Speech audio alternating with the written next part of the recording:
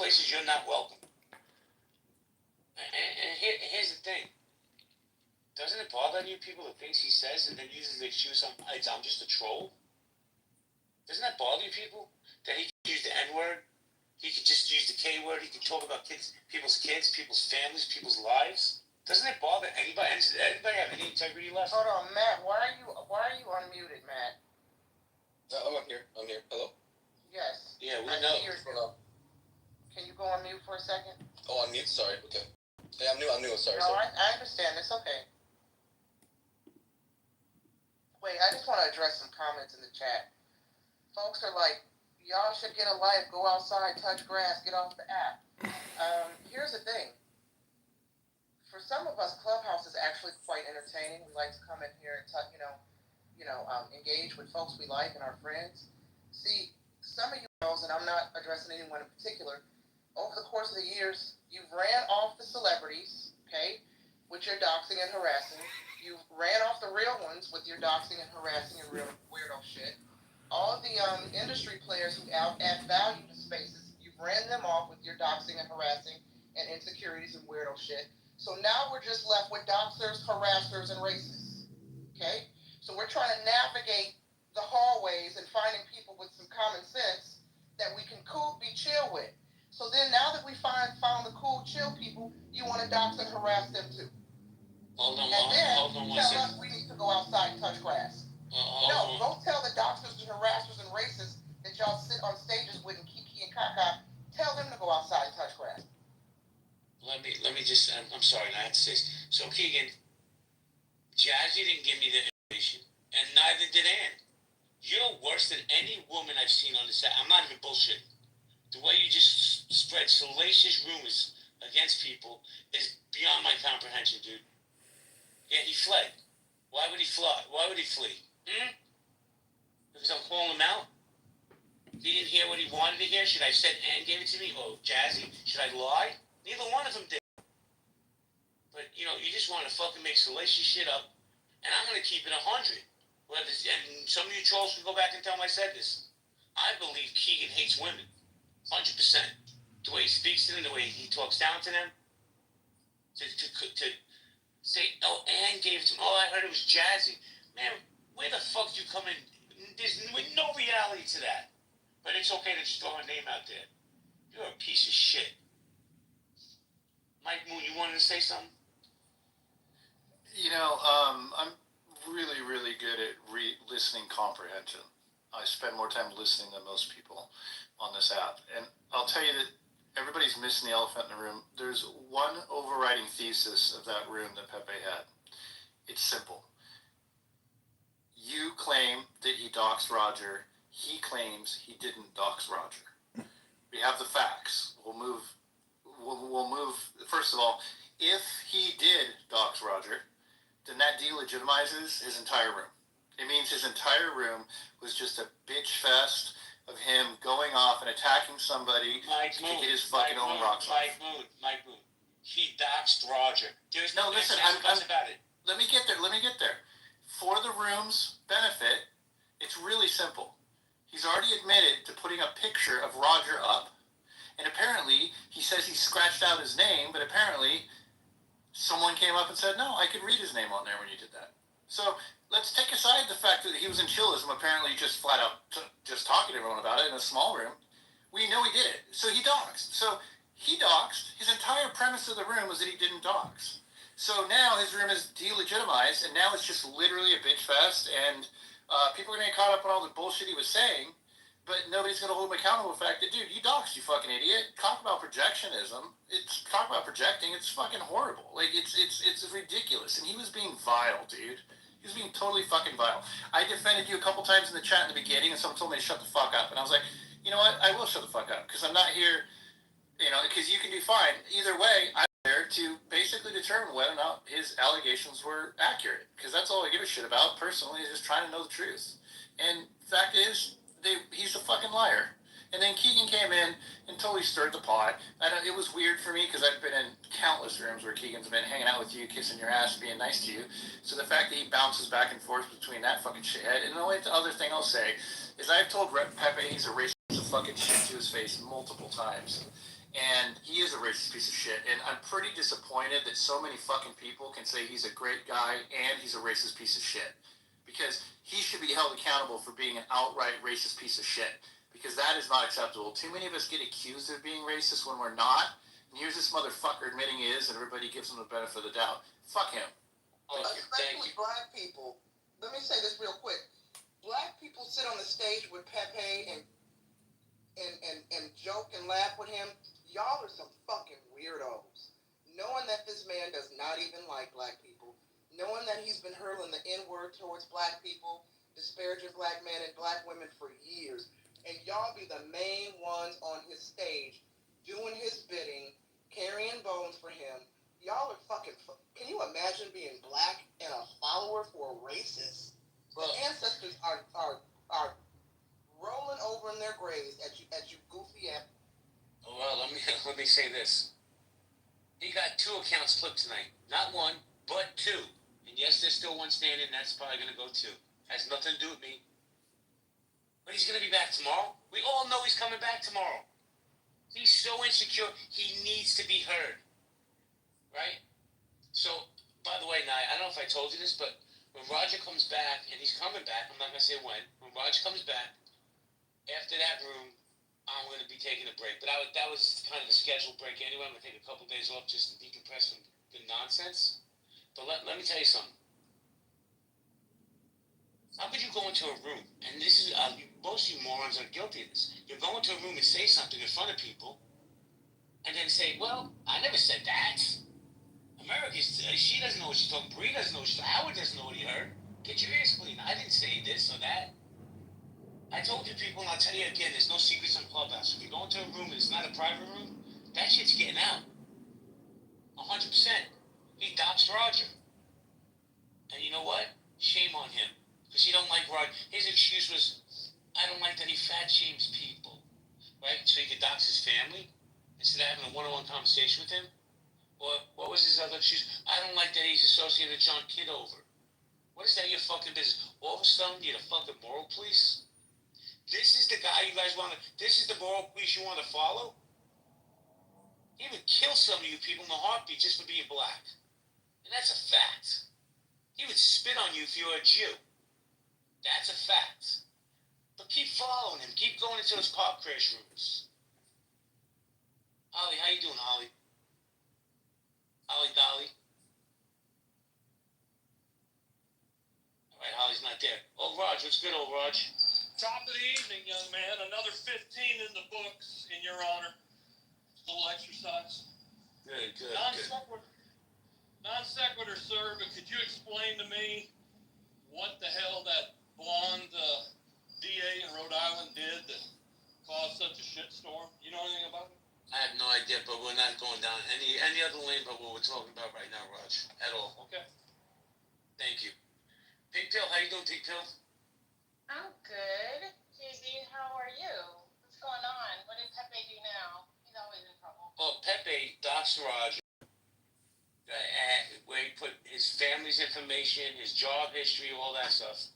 And then when I said you doxed him, he's been running rooms for, 4 or 5 days about me. Non-stop. The man is obsessed. I live rent-free in his head. And he got kicked off that. He got clipped. 2 of his accounts got clipped. But you know what, Pink Pill? He's like herpes. You can never get rid of him. He'll always come back. He does always come back. He can't help it.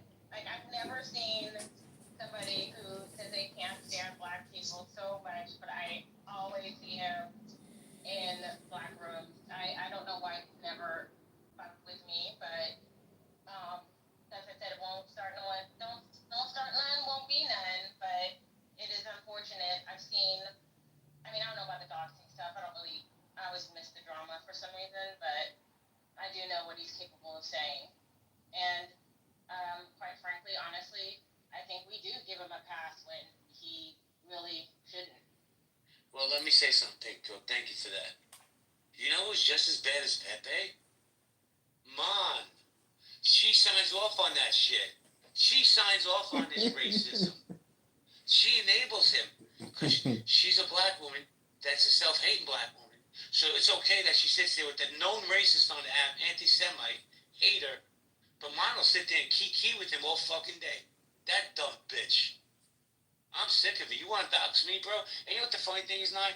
I've been telling you for days, I'm just going to sit back. I'm not even going to engage with this asshole. Because you know what? Karma always catches up to everybody. Everybody. But tonight was just enough. And listen, I was eating dinner. I got multiple texts. He got clipped in mid-sentence. And my first thought was, I swear to God, karma. Karma has no menu. You get served what you deserve. But here's the thing. He will be back. It's going to be interesting to see how many people run into his rooms again. Because if you don't breathe air into that fire, the fire dies out. What's up, Sir T? What's going on, JB? Who's interrupting your piece, man? Nobody. I don't allow that. Nobody's getting in my piece. I promise you. But what happens is when people fuck with my friends in their piece, then I have an issue. Because, you know, I am old school Brooklyn, man. Loyalty's not a word, it's a lifestyle. Put that one, Pepe. Loyalty's not a word, it's a lifestyle. These are my people. These are my friends. I didn't just cultivate these relationships. These are years in the making. People who know me, trust me, love me, respect me. Can anybody say that about you? Anybody? David Katz, what's good? Things are good. Appreciate what you're saying. It's all true. Paid your debt to society, which very few of us have. Whether we should use we haven't paid our debt to society. This guy couldn't. I want to also speak curious because a lot of the rooms, the papers in are recorded. I mean, one today. So all of the ranting and projection and untruths are there. Not going away. The rooms last night I was in where Pepe's colleagues were repeating stuff that wasn't true. I think that Roger will have the last laugh. That's all I'm going to say. I'll say this, and I'm not going to let any cats out of the bag, but I can promise you Roger's going to have that last laugh. And he's going to be very interested. I say it all the time. It's a harder ball game when the rabbit's holding the gun. Right? Listen, Roger could be crass, he could be brusque, he could be rude sometimes. But Roger's also probably one of the best dudes on this app. He's And also the shit not you don't, stupid. 100%, but the shit you don't know about what Roger's done for people is unbelievable. But you guys just want to run with these narratives. Oh, Pepe. Where's the Pepe tonight? He got clipped. Is anybody so bad that, you know what, I'm going to put a poll up. When you run it for me, I want to pull a poll up. What's up, Frankie? All right, yeah, I'm here. Go ahead. Karma's real. I'll be honest. When I was sitting in that room and Pepe disappeared and they started saying he got clipped, I too thought that JB used some of his connections and got him clipped. And I started to text you, but then I said, I'm hungry. I'm going to get some hot wings. And then when I got back, you had this room open. And you were like, yeah, I had nothing to do with it. So here we are. Mystery solved. JB had nothing to do with getting him clipped. So, but that was fast. Clubhouse, I don't know how the clipping works. Do you get reported? Is it a mass reporting and then the Clubhouse, the man behind the curtain listens in to see what's going on and clips? But they reacted pretty quickly. I know that room was going on for at least well over an hour. I'm impressed, Clubhouse, and if any of the Clubhouse powers that be are listening, I sent y'all a message about a year ago when I was threatened on this app and threatened with doxing, and I sent multiple messages to get that handled. Y'all did nothing about it. Pepe ran a 2-hour room and got clipped almost immediately. That's fascinating. So note to self, next time my harasser and doxer harasses and attempts to dox me, I need to figure out how to get a room, center him in a room, and maybe they'll react. Maybe I'll get some justice. I'm glad you got some justice, JB, but like you said, he'll be back. He'll be back tomorrow. He has multiple accounts.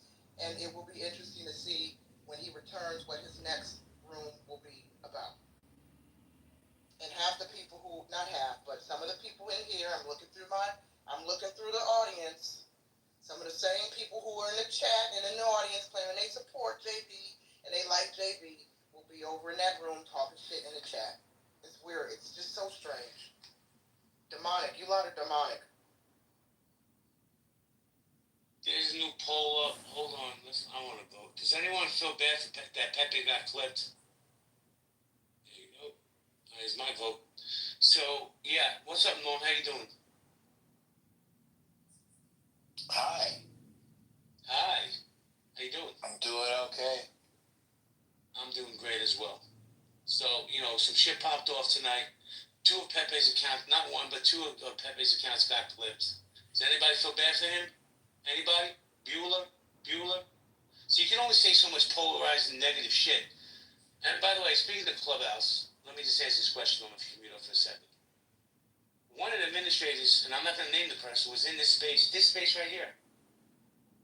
And I hit him in the back channel. I was like, bro, listen, I'm just done with the docs. I've been doxxed for days, blah, blah, blah. If you have an issue, just reach out to me before you clip me. He wrote back, he goes, I have no problems with what you're doing. He was also in that room. And that's how Pepe got clipped. It had nothing to do with me. So fuck him. Right on to that administrator. Right on. Pepe should have been doxxed ages ago because of all the anti-N-word stuff. But, racism is allowed to thrive on this app. But I'm glad somebody actually did something this time.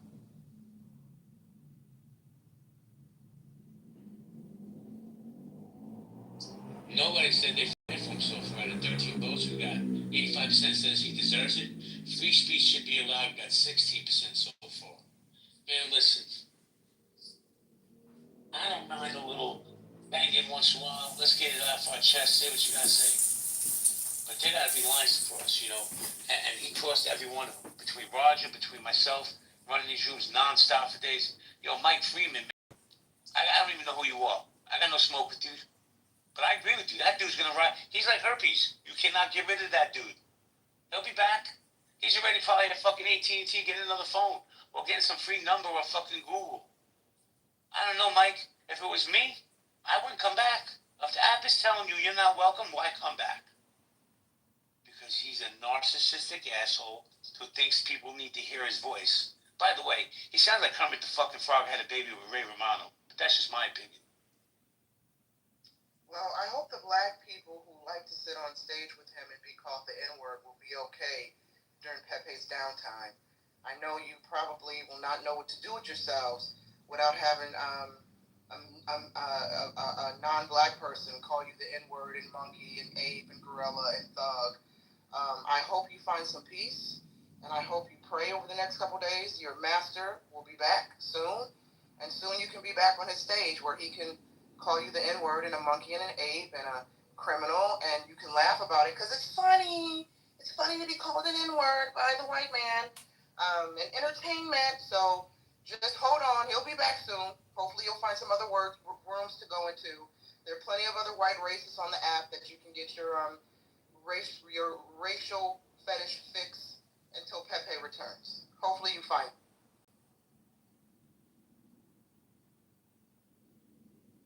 We're going popcorn style, guys. Hey, Holly, you there, Holly? I am. I'm here. Do you want to chime in, or you just want to hang out with the cool kids?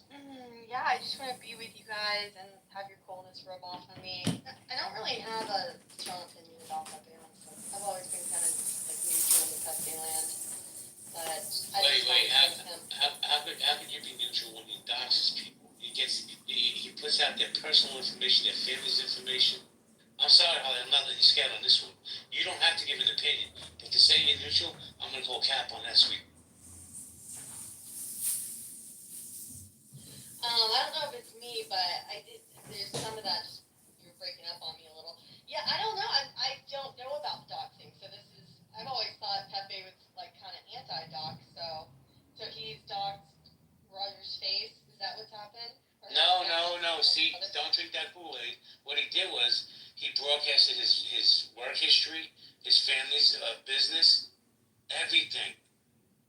He didn't just put up a picture, which I consider doxing, by the way, because if Roger wanted his picture up here, he would have put his picture up. He didn't want it, but he got it, right? But he did other things, see? Don't drink that Kool-Aid. I don't picking up pieces. I haven't been on all day, so I'm just picking up pieces here. So, okay. It didn't happen today, Holly. It's been going on for 5 or 6 days now. So not just today. Oh, shit. Okay, I missed So did he put it up on Clubhouse, or did he put it up on like Telegram or something? Like, He definitely broadcasted in clubhouse rooms.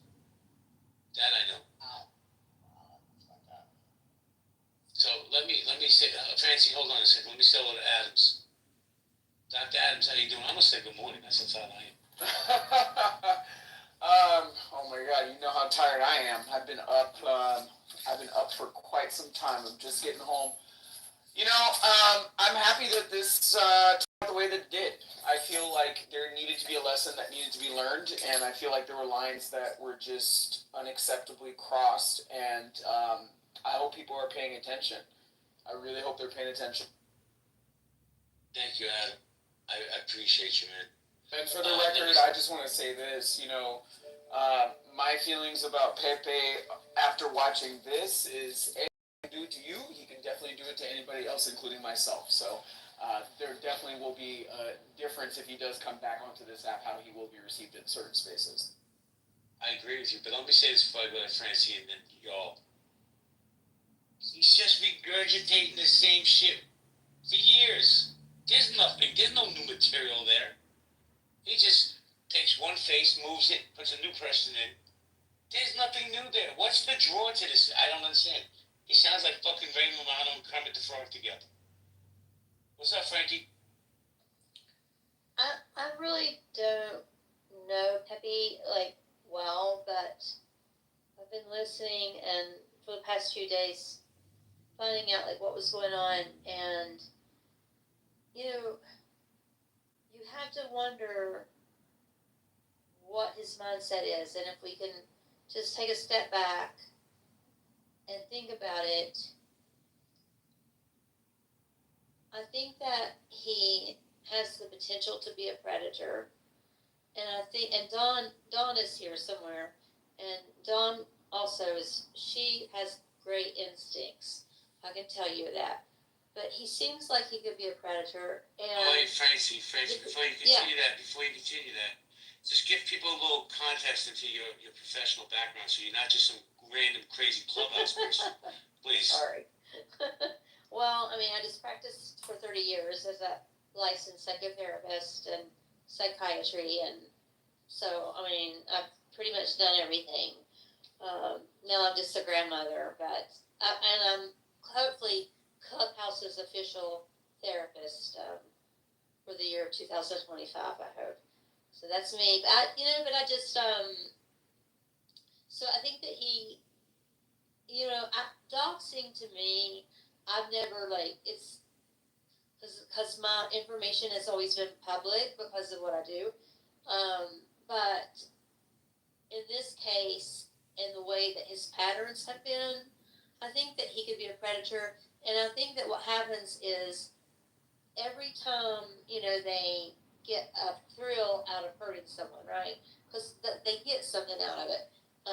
It doesn't have to be sexual. It doesn't have to be, but the ante has to keep being higher, higher, higher. So you start out doxing someone, then you actually drive to their street, and do something, throw eggs at their house or something. Then you sneak in their house when they're not home.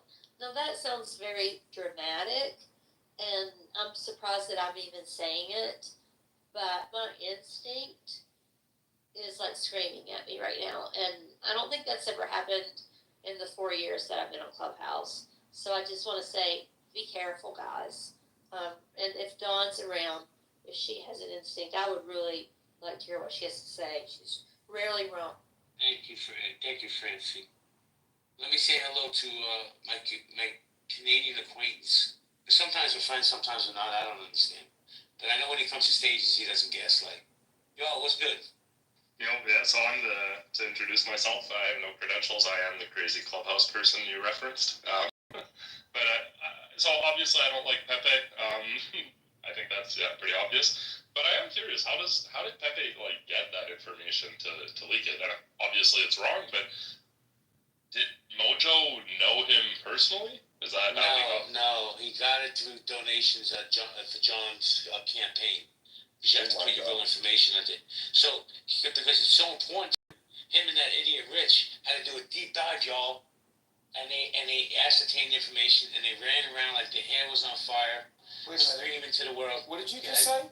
That's wild. That is wild. Rich. I'm gonna talk to you offline. That can get very, very, very ugly very quick. Is it a federal crime? Hello? MG, let's not even MG, let's all talk offline. No, that's like a valuable lesson. At the same time, I've never heard of getting doxxed in such a way. But hey, be careful, guys. Thanks, JB, for info. No problem, y'all. You can go back to the chat and gaslight my chat if you like. Yep, thank you. You're welcome. Listen, at least he owns it. You know, I respect the dude that owns it. He trolls the chat. But man, listen, I'm over all this shit. I don't know if some of you people haven't been in my space in a while. You see after the car crash. Well, come back to Healthy Debates. Give it a shot. I think we've been having some amazing conversations the last couple of days. So that's what I have to say. If everyone wants to come up, you're more than welcome to. Oh, hold on a second. Let's see. Oh, yeah, I don't want this piece of shit in my chat. Bye, Elstone, you piece of shit. There you go. Another phony on Clubhouse. So, yeah, if you guys want to come up, you're more than welcome to. I wasn't going to address this Pepe thing because, to me, he's irrelevant. Always has been, always will be. He's irrelevant in life. He's irrelevant on Clubhouse. But some things were said that had to be addressed. And by the way, for those who heard, I don't have dentures. I have implants. It cost me a lot of money. So, yeah, there's that. I own my... See, now I'm honest. I don't have that. I have implants. It cost me $25 grand just for the fucking top row. How about that? But this asshole's like, you got dentures, and you're this age, and you're that age, and you can't even get it hard on. Okay, Pepe. Keep flapping your shit, bro. See where that gets you. Karma's real. Karma has no menu. You get served what you deserve. MG, can you run it for 2 minutes? I have to make a quick phone call. Thank you. Well,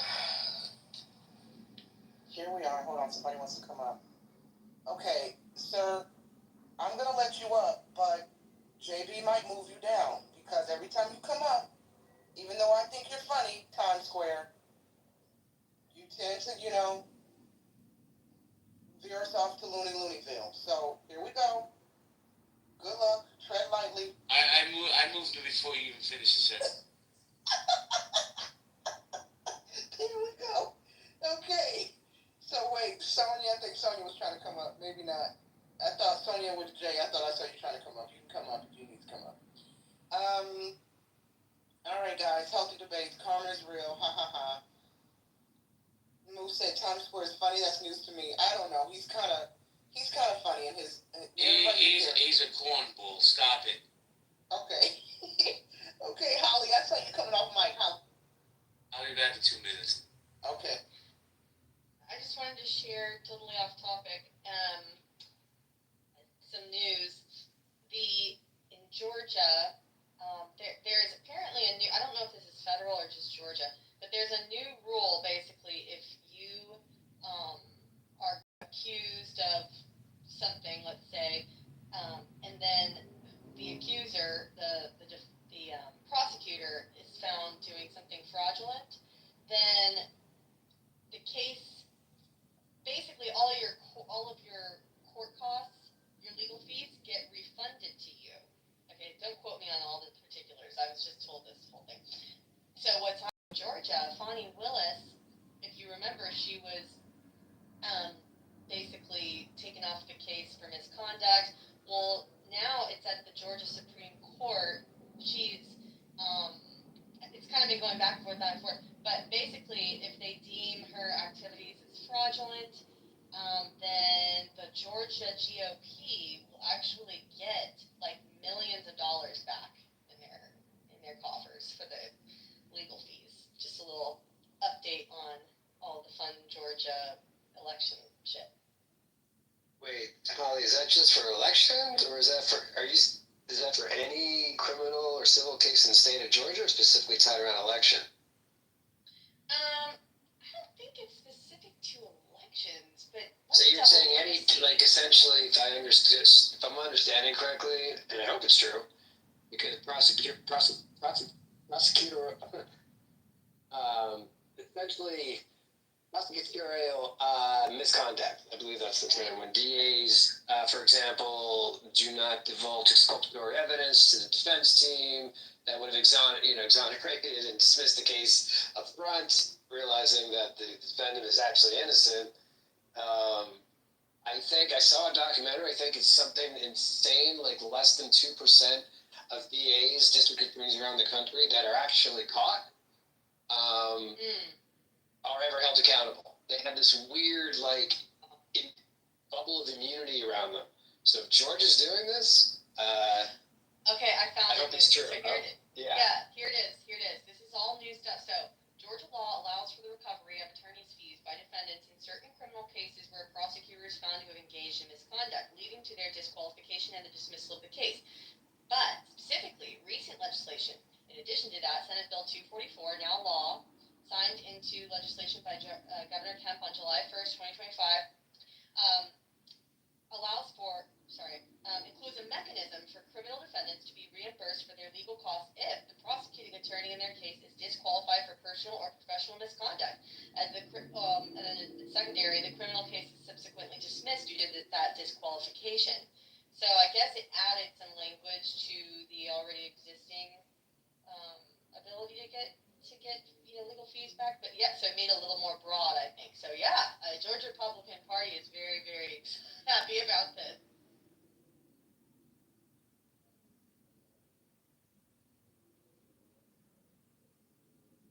Coming back to what we were talking about, I want to underscore something that Nye said earlier, and it really resonated with me.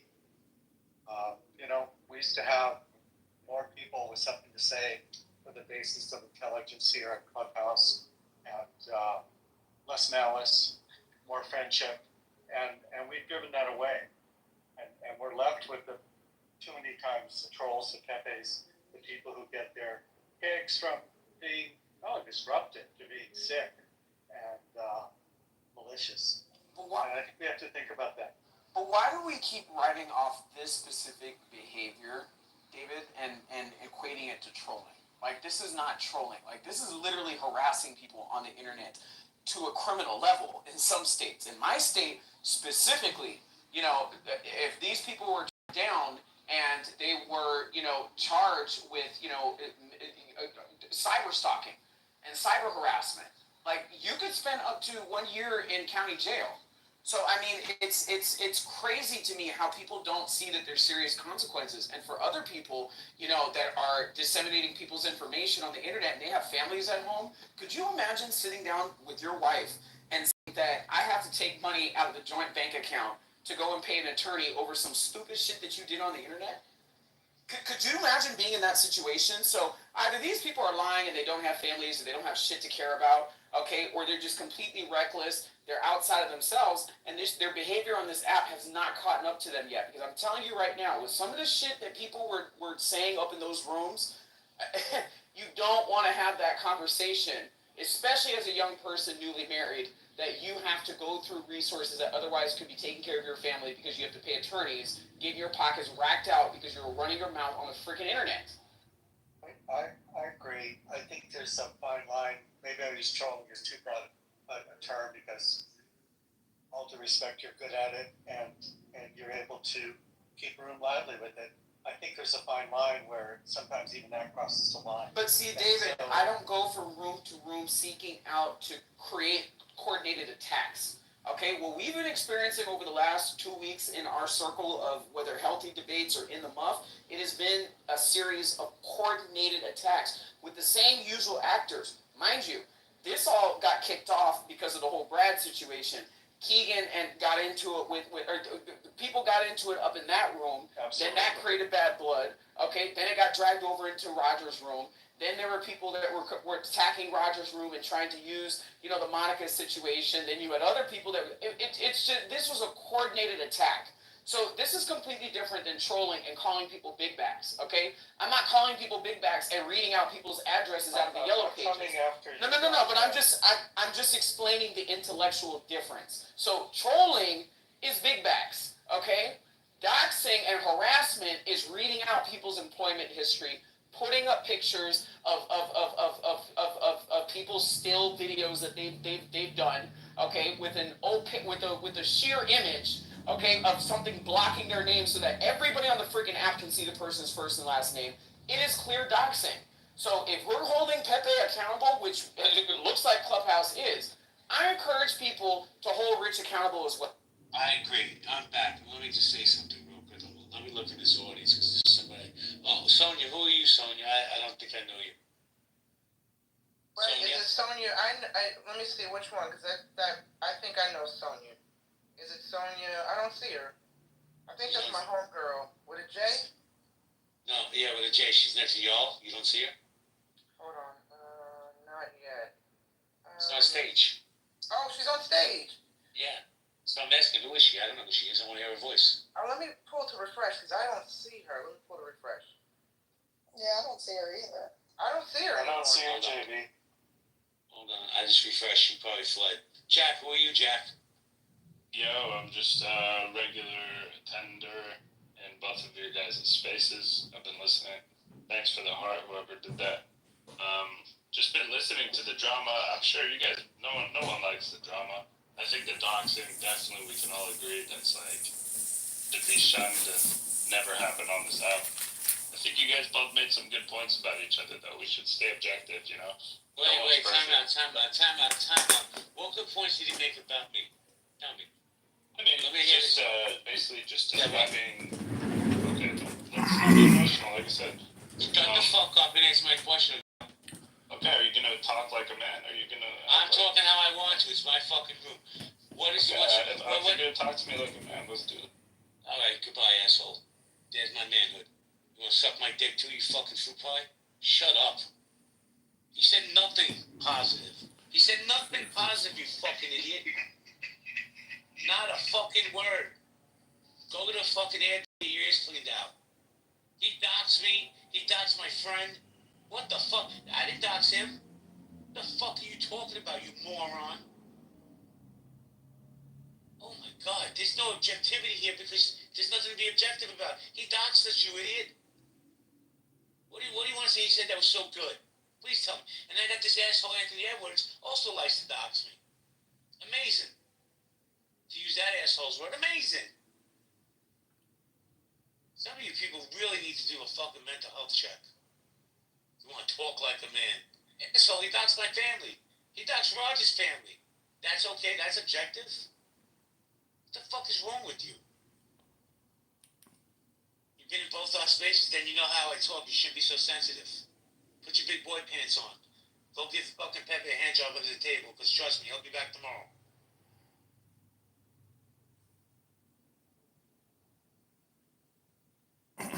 Nothing to lose, JB.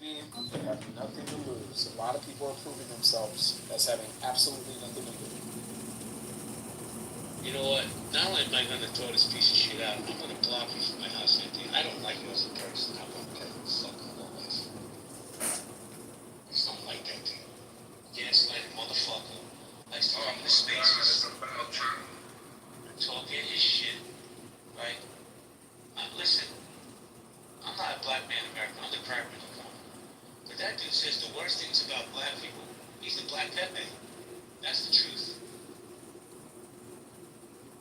Well, I just know for a fact that if the shoe were on the other foot, somebody did what was done to you to him, I know they could definitely be a bull in the China shop, you know, tearing down every freaking room, interrupting and doing what he could to get his point across. So it's just very interesting to me how he comes in here with no sense of empathy as a father, that, you know, you were put in that situation and Roger was put in that situation. It's disgusting. You know, I'm just reading a comment in the chat, and it just reminds me yet again, I keep saying this, why grown-ass men are so pressed about how other men carry their spaces and run their rooms. Why do y'all fucking care? Go sit up under the men whose spaces you enjoy. Like, too much soy, fluoride in the water, ladies and gentlemen. Your mamas took you off the nipple too, so maybe too late. Y'all really be pressed about how men run their spaces. I'm literally, can I use the word flabbergasted? Jesus Christ. Y'all in the chat talking about he's writing about you and how you can run your space. Bitch, then go find a space you want to sit in. Y'all are weird. And this is coming from men. Yo, I've been running my spaces the same exact way today as I did the day I got in this app. 100%. He says he's been in my space before, then you would know. This space is not for the light of heart. Right? It's just not, bro. If that triggers you, that's on you. Here is the model for healthy debates, right? This is a brave space, not a safe space. This is a level of professionalism you see in my movies. So, that one is really funny, man. Oh my.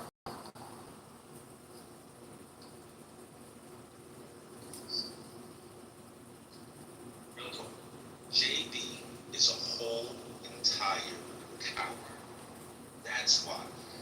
Yo, you might like JB. I get about it. And that's cool.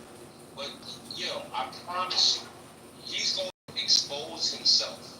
You're going to see who JB really is. Alright?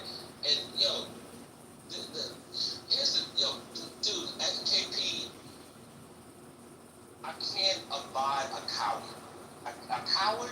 You're like, dude, I watch women on this app say, yo, listen, I'm going to hop down off of this stage and I give up my kidneys while listening to that today. But as far as promoting it and out of the street, bro, he's been streaming for years. Who cares? At this point, who cares? And I'm saying, you're my friend, I'm being honest. Who the fuck this to you? You know, I have no smoke with John. But you know what? Let John be John. You know? This is how I feel. I'm over all that bullshit. So, let me tell you why I care. And I'm going to say this in defense of the women and certain ideologies behind what John is doing.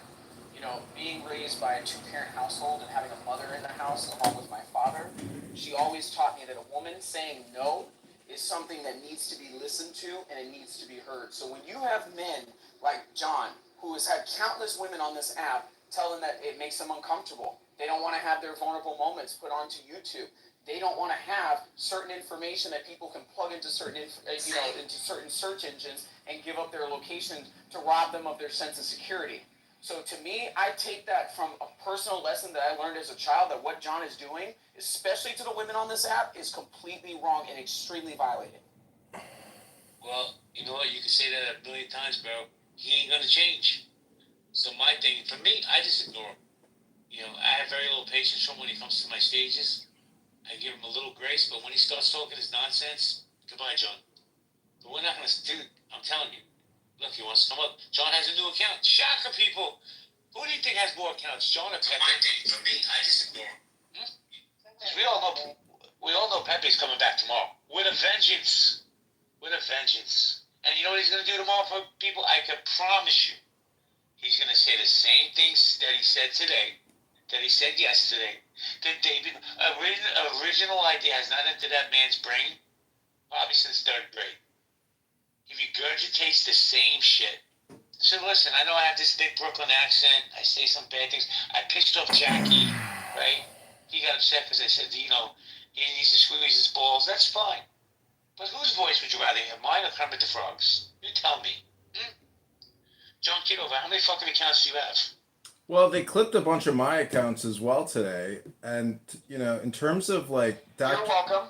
in terms of Dr. Adams claiming that I'm putting women at risk, if you're talking about yourself, Dr. Adams, maybe you should take Darren LaHood's PTR out of your name and representing his campaign, because you could be causing him a lot of damage to his campaign, and I thank you for that. But nonetheless, I have to do what I have to do to be victorious and to fight people who have bad political ideas and want to increase the debt. And if you're a female on this app and you're political and I'm political, if our paths happen to cross and you end up in a YouTube video of mine, well, I hope what you said was intelligent. If it wasn't, well, let the audience decide. Well, that's great. And Adams, he's like herpes. You can't get rid of him. Well, and I'm going to bring back my point to the harassment piece of this. Notice I've made it very clear I do not care to interact with this man, nor do I care to be put up on YouTube. But as I click on his profile, it says add back. So this man is refusing to disengage, and I hope that you guys all see the point that I was trying to make has now been proven yet again. All right, well, I'm running Congress in the 16th District of Illinois, where Darren LaHood, the man in your PTR, is, and I don't know what to tell you. Go to johnforcongress.com. I just told him no campaigning, and he can't help himself. And by the way, I did donate to his campaign. I did it as a favor for Roger. I'm going to be requesting that money back from Roger directly. It's so one thing I disagree with Roger on. Just platforming him all day long. Myself? So one thing I disagree with Roger on platforming John. I think he did it for content, but it went out of control. No. That's between John and Roger. I'm not even going down that lane. If Roger wants to address it, he'll be back before you guys know it. But, is anybody, and be honest, is anybody unhappy that Pepe got 2 account splits? Anybody? If anybody has a problem with it, by all means, please come to the stage. Raise your hand. We'll have a nice kumbaya dialogue. Nobody? Let me say hello to Moose, Curtis, Hakima in the house. Your piece. I love you. Your piece. I'm not love bombing you, but I have a lot of affection for you, lady. America, you're beautiful. Kubu, what's up, Kubu? April, how you doing? Heidi, we got Bree, and you guys gotta hear that accent that lady has. Off the chain. Lububu. We got Miss. We got Mitch. We got Pebbles. Pat. Ashley. If you guys want to come up. We got Dude Cool from Canada. Another sensitive person. This world's taken over by the far left. It's crazy to me. Listen, I just want to reiterate, JB, I'm not trying to center myself, but I just want to reiterate, because I did say in Pepe's chat, somebody asked me, how you feeling about this whole situation tonight? And I said, I don't like it, and I'm going to stay out of it. And I think the only reason why I've been, I know the only reason why I've been about it, is that I want to stress this, especially if Pepe is here listening online. I've had no beef with Pepe on this app. He and I have never sparred. We had an incident a while ago, which he later apologized for, which I thought was very admirable, right? But I have been vocal about what's happening over the past couple days because I like JB and I like Roger, and I know some people might say, "Nine, shut up, don't get involved," but I don't know why I feel compelled to defend both of these men in my own way. So I just wanted to state that because some people Well, I am too. And that too, right? So and there's only a handful of houses that I go into consistently on this app. This is one of them. In the month is another one. And I said earlier today there are a couple people on this app who I don't know personally, but I'm fond of them. And if the same shit happened to them, I might be compelled to be like, leave this person alone, back the fuck off. Adams is one of them. I don't know Adams personally, but I'm very fond of Adams, right? And if some shit happened and y'all were attacking Adams, I'd probably do the same thing. Shut the fuck up and leave it. And whoever's giving me thumbs now, your mama stay. So, that's about it. I'm done. Let me just say this. Listen. If we took a real vote, I think the majority is that Pepe's just a low-life piece of shit. Always has been, always will be. Right? But then you got this outside, right? KK Min, who loves to gaslight. I'm so worried about the women. Oh my God, ladies, look out for JB. Look out. Right? Another person trying to make herself relevant, who's the most irrelevant person on this app. Goes around telling people she's a gold star wife. Her husband was killed in action. Right? Full of life I see. I think you're full of shit, lady. Full of shit. Bring receipts. Bring receipts on who the fuck you are behind, besides hiding behind your fucking PTR and your fake names. The time of the trolls is coming to the net, people. I can promise you that. Clubhouse ain't fucking around no more. You saw how fast that piece of shit got clipped tonight? She wants to, oh, he did this in 2009. He did this in 2010. Meanwhile, she got almost every date wrong. She couldn't say Bear Stearns, she said Bear and Stearns. You know, I understand, you know, English is not your first language, you dummy. Why don't you just mind your fucking business and let the men fight it out? How about that? You fucking gaslight troll. I hope you get a yeast infection in your mouth. Can I ask you a question, Jay? You asked me too. All right, thank you. I appreciate the bonus. So, you know, looking from the outside, looking in on a lot of these beefs, at what point are we going to have like a reset? Not in the terms of like, you know, kumbaya, but I feel like colloquially as a community, as people kind of navigate through different rooms, there should be certain things that should be off limits. You know, from this point forward. You know, I know that people have said things in the past. I know that people have really dug deep, you know, in the past. But let's agree to put the past in the past. Everybody goes and sits with their own tribe. Don't go into anybody's spaces that doesn't want anybody in anybody's spaces. And let's stop talking about the kids. Let's stop talking about people's spouses. Let's talk about people's dead relatives. You know, like let's stop this. Like, I mean, we seek entertainment on being on this app, and it feels like people have slowly migrated off of this app because I'm going to be honest with you. A lot of this shit at times gets very, very, very ugly. It gets very, very, very ugly, and it's very difficult to listen to. And I've been very guilty of it myself in being pushed in defending myself. But at this point, through learning from this situation, go ahead. Hold on. Let me get some clarity. Let me give you some clarity. I haven't mentioned Pepe's name in probably almost a week. Right? No, I know that. Let me finish. Right? I never talk about Mon. Mon's irrelevant. She's an embarrassment to herself, right? 75 fucking years old, and she wants to talk shit. And KK, I haven't mentioned KK's name in years. As a matter of fact, I specifically reached out to KK's best friend and said, bro, I need a favor from you. I need you to get her to stand down. And what she do? She took an extra 5 steps forward tonight. With lies, insinuations. So how many times does a person have to sit back and get punched in the face like say, you know what? I've eaten enough shit. I'm full. Fuck that. I'm not looking for toxicity, and I'm not bringing the drama, but I'm not going to back down from it either. You come to me, I'm coming after you. And I've tried my best the last fucking week just to stand down. But you know what? Enough. What she did in that room tonight to try to center herself like she's some good person. Bro, here's the truth with KK Min. She has doxed, gaslit more people on this app than probably Pepe and anybody combined. And that's true. But she gets a pass because she talks so sweet, so nice. Fuck her and a fake story about a dead husband. Bring receipts. Everybody loves to have receipts on me, Adams. I want receipts now. Until then, that person's a fucking liar. And if that triggers her, she's going to go, oh, I guarantee she's going to go out on room. He was talking about my dead husband. So what? So what? How about the fact that you fucking doxed me and my family, you insidious cancer? So what? Your husband's some fucking saint. I don't even think you had a husband, you fucking piece of shit. How about that? It's a harder ball game, Adams, when the rabbit's holding the gun, and I'm fully fucking loaded. Well, tonight is messy. Hold on, MJ, I'll say this real quick. Tonight is a messy night. Somebody want to ping KK in here and ask her why she's sending herself? No.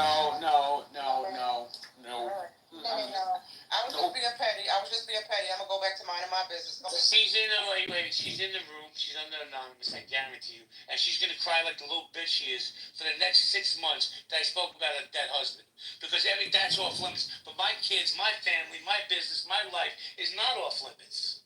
It's amazing the hypocrisy with these people. And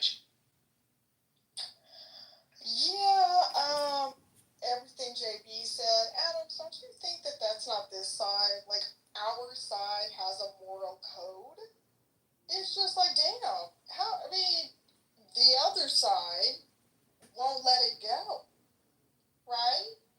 And so, after a certain amount of time, people get tired of that shit and you're gonna get popped in your mouth. So, I don't understand, like, the moral code. We do abide by a moral code, but, I mean, I feel JB. You keep fucking with them, you're gonna get popped in your mouth.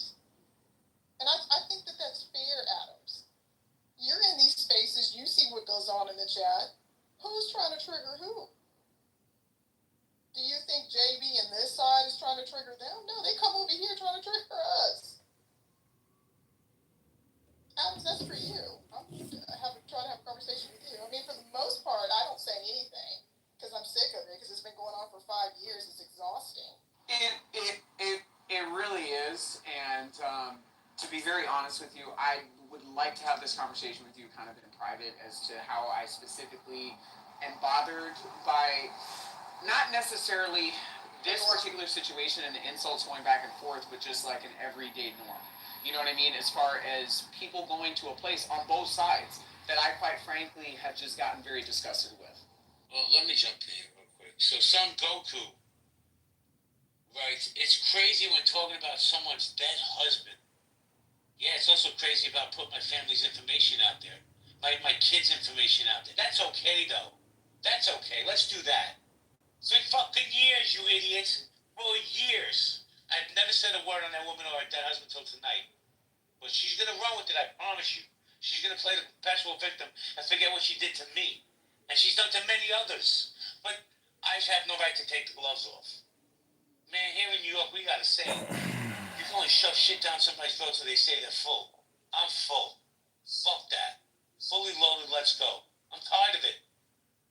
Now, you leave me the fuck alone, I'll leave you. I haven't mentioned that woman's name in years. All right. But you just want to keep punching and punching. Fuck that, bro. I don't really give a fuck. There's no gloves for them, but I have to wear gloves. No, we ain't playing that no more. And none of this had to happen, by the way.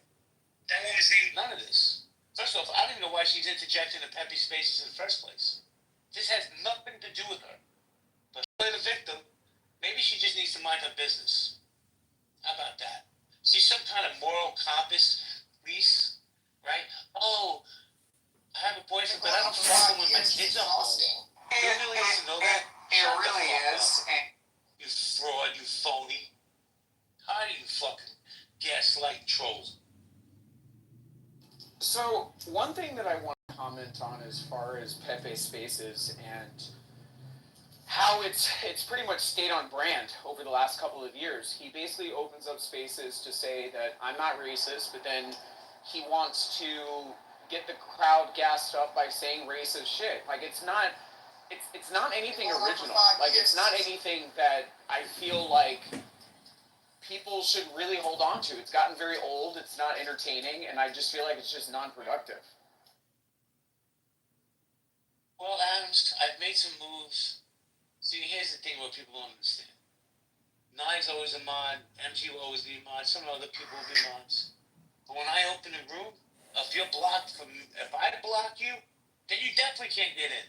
So I'm making some moves for people that are saying just stupid shit with no basis. They're gone. I don't need them in my space. I'll run a space with 100 people or 10 people and still have a great conversation. That's just how I feel. But, I always found, especially in this, people want real till real shows up. Then they want to play the victim. What did he say? How could he say that?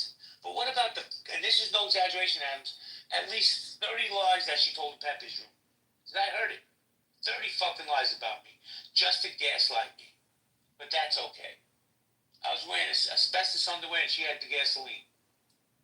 Or being messy in the chat, Adams in these spaces. I mean, you're in the same spaces as we are. You see the chat. It's not this side being messy, Adams. Oh, I have to let me make this announcement. It's very important. So those you didn't hear, Jazzy did not sell me any information, and Hero did not sell me any information. So all this pretend smoke you have for Ann, that you're deflecting off whatever happened between the two of you. I don't even talk to Ann like that. I don't even like Ann, to be honest with you. She's a pain in my ass. But she definitely didn't sell me any information. I want to make that publicly known. Leave Ann alone. She had nothing to do with it. You fucking gossiping men. You're worse than fucking a bunch of tiny washwomen. What's wrong with you? That's kind of like the argument about, you have a lot of these male fortune tellers, like Miss Cleo with rags on her head. You kicked me out of the room. Does Clubhouse have a feature that tells you who kicked somebody out of a room? Or are they just, kind of speculating and just being messy. Like it's, this is what I mean about like the colloquial patterns as far as like how people navigate on this app. Like it's very annoying. It's extremely annoying. Like until you have definitive evidence of things, stop opening up rooms and speculating that people are doing things that you have no idea what they're doing. Like it's very, very, very weird. It's like, I mean, did y'all go to like some fortune teller, like gypsy freaking, like, like it's just very weird. They're demons. I just want to say hello to KP. This dude has been my friend and loyal to me from the day I got on this app, man. KP, I got nothing but love, admiration, respect for you. Welcome to the room, KP. Yo, what's going on? Yo, I've been punched in the left eye. I don't know what the fuck is going on. And I'm pissed off right now. And now I gotta try to get you up too. Yeah, when you hit me up, I was in a private chat with somebody else, and I couldn't come. KP, don't get worked up over here. Just don't. Yeah, this is dumb. I don't know what the fuck is going on. And I'm getting drugged in the middle of this shit already. JB, you know, you're my boy. Why are they dragging you in it? Because people know JB is my boy. And just listen, if somebody tries to bring you some of this nonsense, just say you don't want to hear it. Okay, I wasn't going to say a fucking word about this. I left it alone for days, even though this dude was trying to drag me by regurgitating the same shit that I've already spoken on 5 million times. But I had to address it tonight, bro. And I asked the other person, hey, yo, just go talk to JB. Go talk to him in a private room. Don't bring this shit on a public stage. Just go sit down. How we used to do it back. JB, you know how we used to do it back in the day. We go sit down. 100%. Grab some coffee, grab some pizza. We go sit down and talk about it. But you know what, KP? Times are different, bro. These men nowadays are built differently than you and me, right? There's no integrity. These dudes want to fucking gossip. They want to get their estrogen level up. It's crazy to me that a person like Pepe can sit on the stage and say, "Hey, you know what? You're an N word, or you're a K word," and then when he gets a little pushback, "Oh no, I was just trolling. I didn't mean that." Yoshi, what's good, man? Long time no hear, man. Look at this.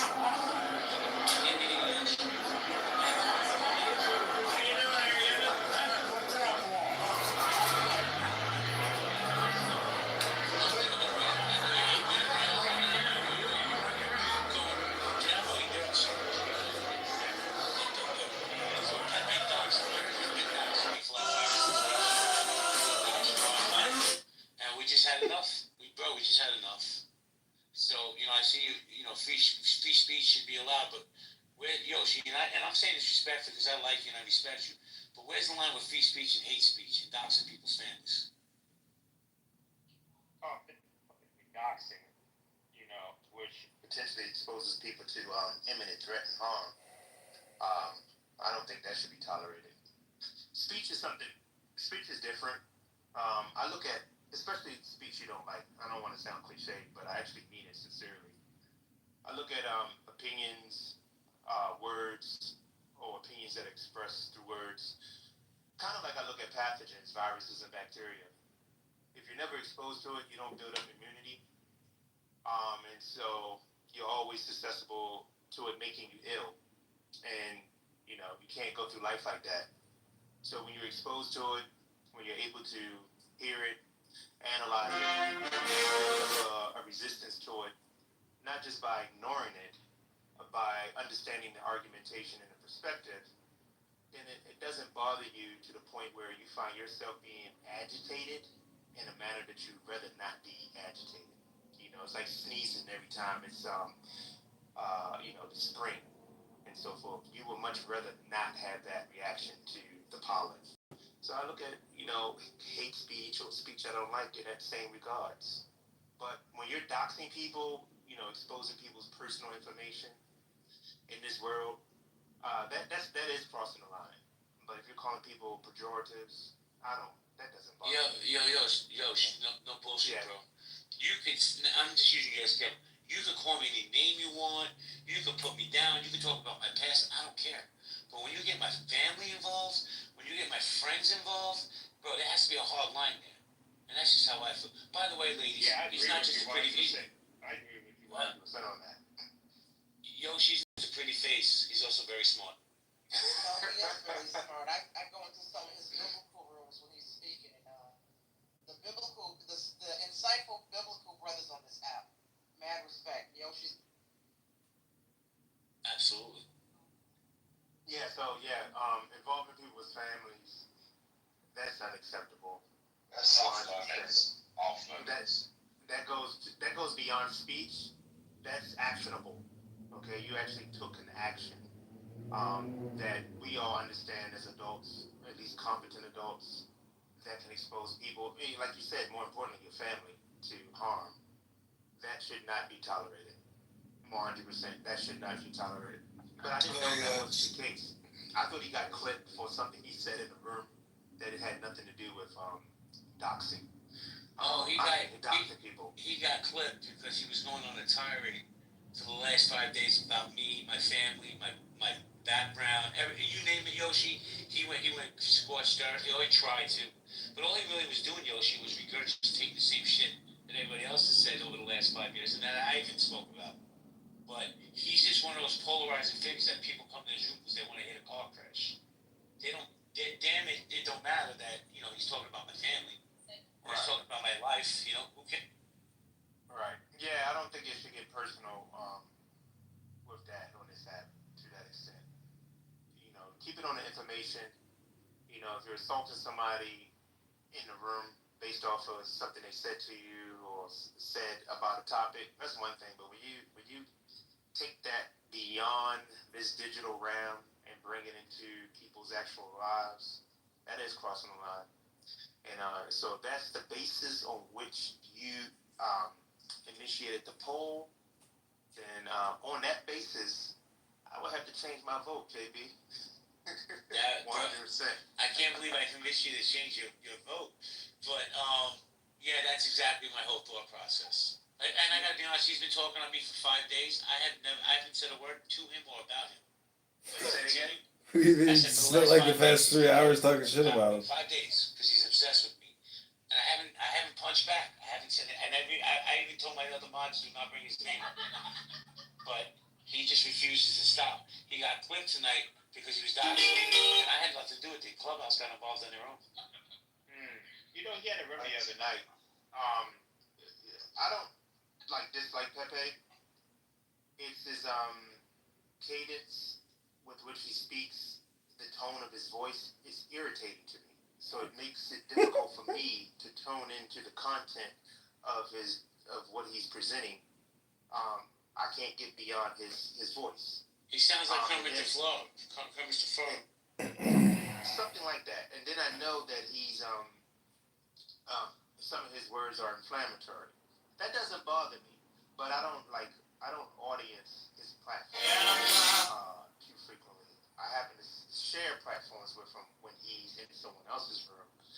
But Pepe, I didn't know he knew that about you, JB. Not just me. That's disheartening to hear that. That he was doing it. That happens to people in his app. I know it happens to people in his app, but I didn't know that he was doing that. When I went into his room, I think for about 3 minutes, he was talking about how the Israeli flag was identified with Jewish identity, and he was in disapproval of that. But I didn't stick around to hear where that was going. That was the extent of what I caught. But like I said, on the basis of that, I changed my vote, man. He deserved it to get clipped on that. I didn't know it. But here's the thing, Yoshi. Before I go to Dawn, let me just say this, bro. If Clubhouse kept kicking you out, you would be like, why am I going back? I'm not welcome there. back tomorrow with a new account. Because he's so arrogant, he's so narcissistic, he feels that everybody needs to hear what he has to say. I'm never going to go into a club, Yoshi, then I'm not welcome. That's it. Well, JB, that's your nature, okay? You know, the ant only comes into your house when you invite them to food. The roach is there regardless. The roach knows that he's not invited, that his presence isn't wanted. That's why he runs, regardless of whether or not he's being pursued. It's in his nature. He knows he's not wanted. The ant doesn't run when it sees you. It's minding his business, like the bee. But the fly and the roach, they're different stories. So he'll come where he's not invited or not wanted because his nature is akin to the roach and the fly. Bro, that was amazing. That's amazing the way you put that. That makes so much sense to me. Thank you for that, Yoshi. I appreciate you, bro. Anytime, JB. We need a mic drop emoji. I feel like I need to give you a mic drop emoji for you. Thank you, Yoshi. Dawn, how you doing, Dawn? Hey, Joey. Good. How are you? I'm sorry to hear all this.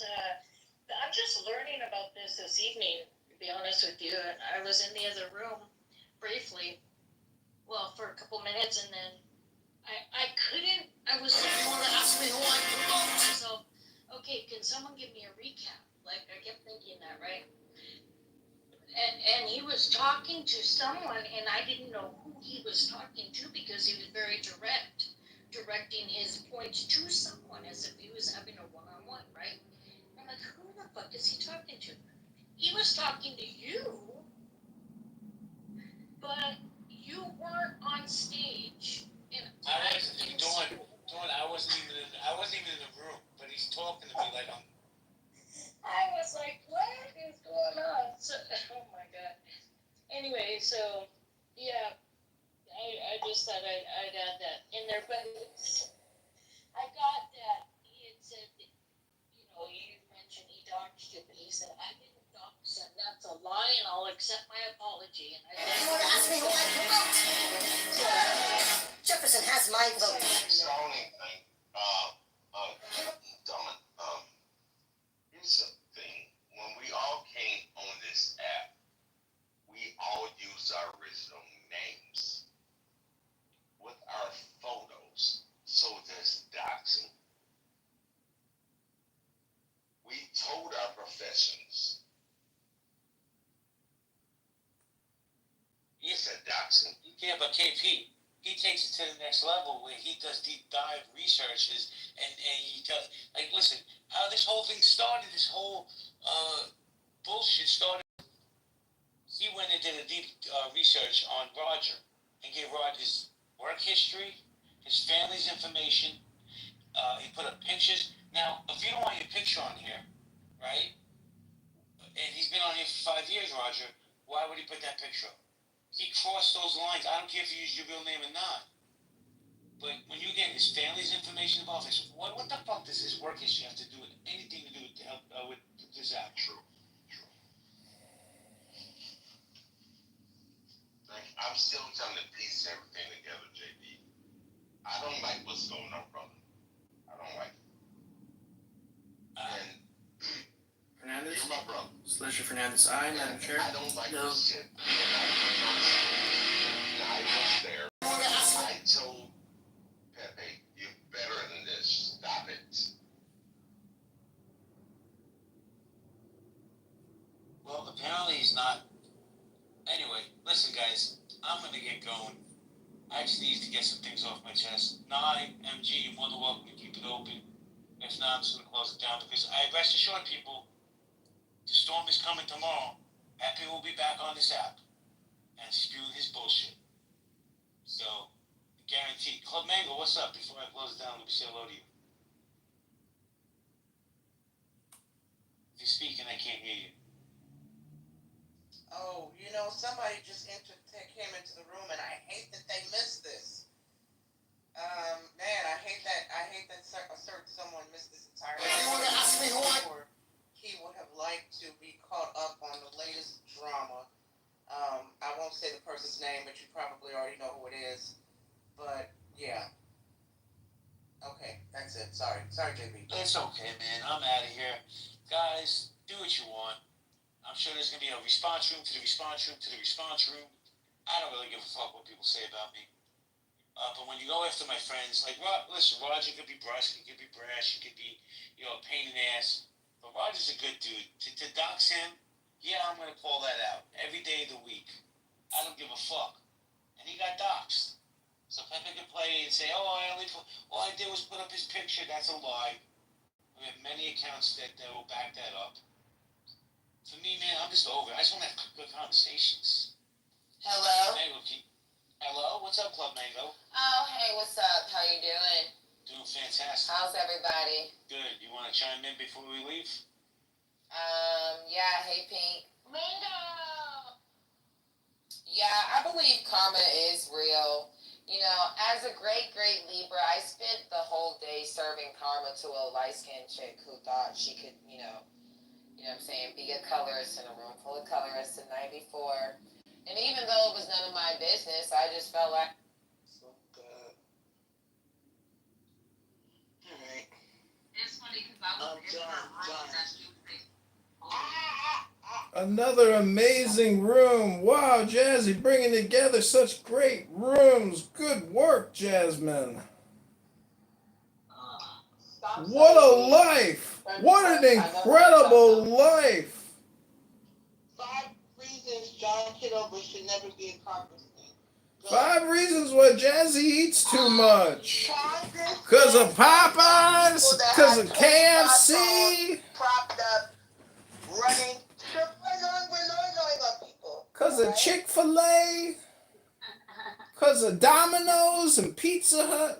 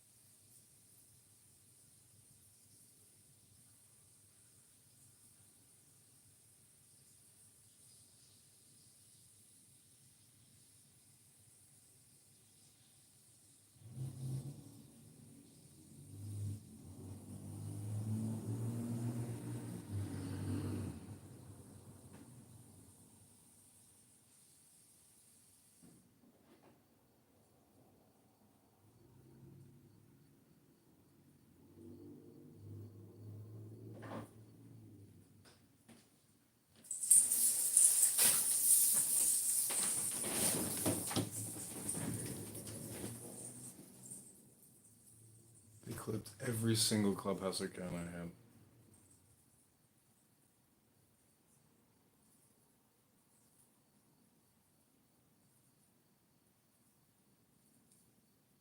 I want to get to very quickly. There's a lot of criticism of Donald Trump because he didn't blast Trump. He didn't blast Vladimir Putin.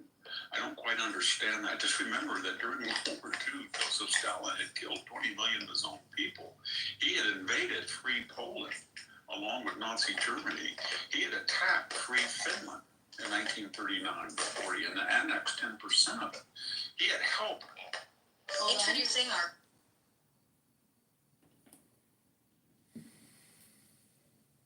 Germany from September 1st, 1939 to June 22nd, 1941. He was our enemy. And then suddenly and only when Germany turned on him did he come to us. And we accepted that alliance on the principle that he was useful. And we gave billions of dollars in aid. 30% of the wherewithal Stalin came from the British Empire, the United States government.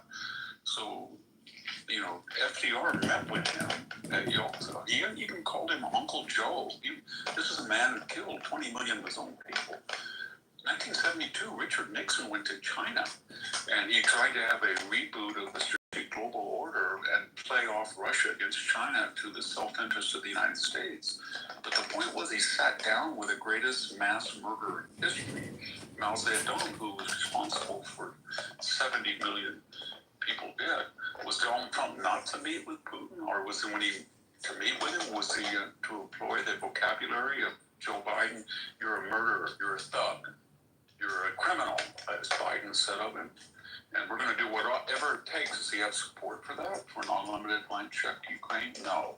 So he's trying to get along with a killer in a way that past presidents have reached out to mass murderers. The other thing is, very quickly, while there is the contours of a peace settlement, Donald Trump is not responsible for this war. He's the most powerful man in the world. He wants to help Ukraine get a just settlement. He's working with the Europeans. He's beefed up NATO. But remember this.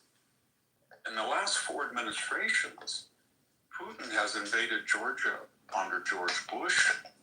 They invaded Crimea and Donbass under Barack Obama. They tried to take Kiev under Joe Biden. They didn't go anywhere under Donald Trump. Donald Trump was not the author of the failed reset. Remember the 2009 Geneva debacle where Hillary Clinton pushed that reset button and we were supposed to be friendly with Russia, and basically what we did is we said, you should be democratic, you should be democratic, you got to be Western, you're going to have a liberalizing. Well, they didn't back it up.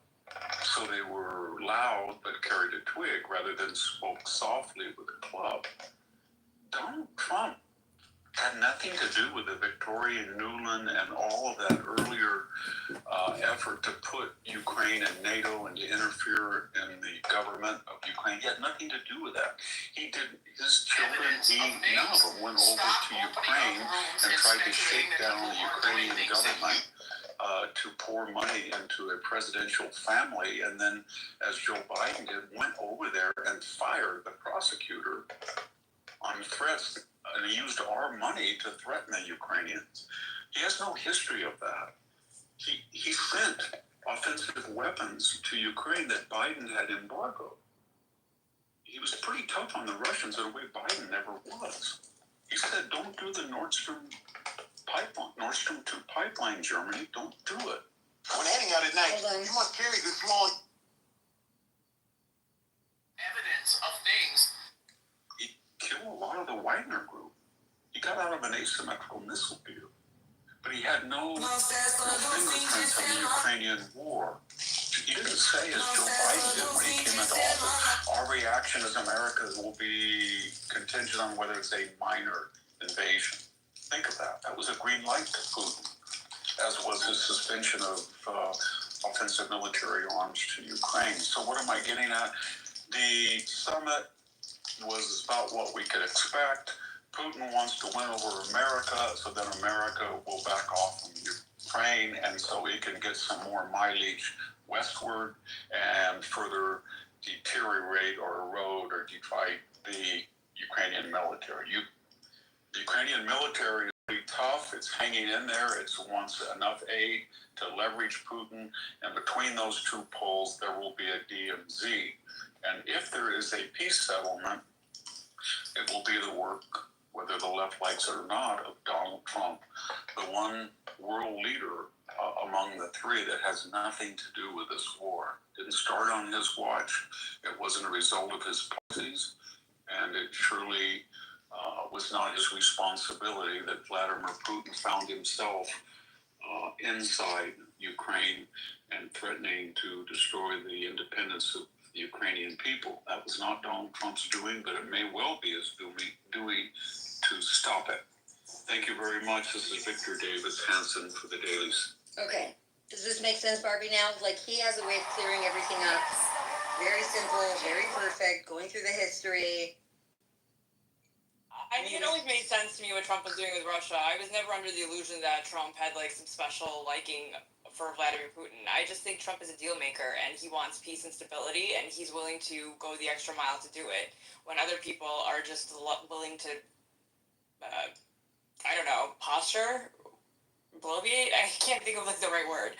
I think Trump is always willing to make a deal with whoever, and I think that's what separates him, because while he will make a deal with whoever, if they don't come to the table and make a deal, he's going to do what needs to be done. He's going to do the right thing. You know? And he's shown that over, I don't know, pretty much every time push has come to shove, he's followed through on that, in my opinion. Again, it's just my opinion. I'm not surprised. I mean, I don't know if there's going to be a peace deal, I'll be honest. I just don't know if we're putting this genie back in the bottle. I just feel like the way Putin has been acting, I don't know if we're putting this genie back in the bottle. I really don't. I hope there is. I think this is a colossal money pit and just a source of tension, but I don't know. What do you think, Sal? Do you think there's going to be a deal? Not for a while. Not for a while. Stop. Yeah. So I want to say something about what Zigos and Dan was talking about before. Okay. So I've been to Morocco a few times, Dan and Zigos, and from what I've discovered there is almost 90% of Morocco drinks alcohol, and those are Muslims. So the way they do it is a foreign businessman opens a bar there. It's not meant for Muslims, but they go there anyways and they drink. And they open clubs too. The second thing is the King of Morocco, he doesn't give power to clerics. So I don't understand that. If you can explain that to me. Because it seems like a very stable country, generally speaking. You're liable to know in Morocco, the Muslim Brotherhood, they function under different labels. They are actually powerful, whether it's like, believe it or not. So he does, and even though he is openly,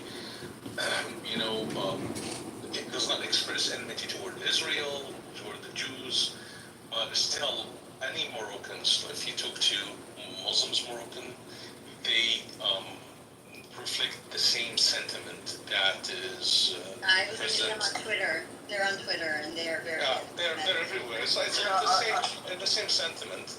And regarding alcohol, I had a friend, a Jordanian friend. He's an owner of a huge factory. He exports alcohol all over the world, and his business is sustained in Jordan because, of course, you have 99% of the population are Muslims.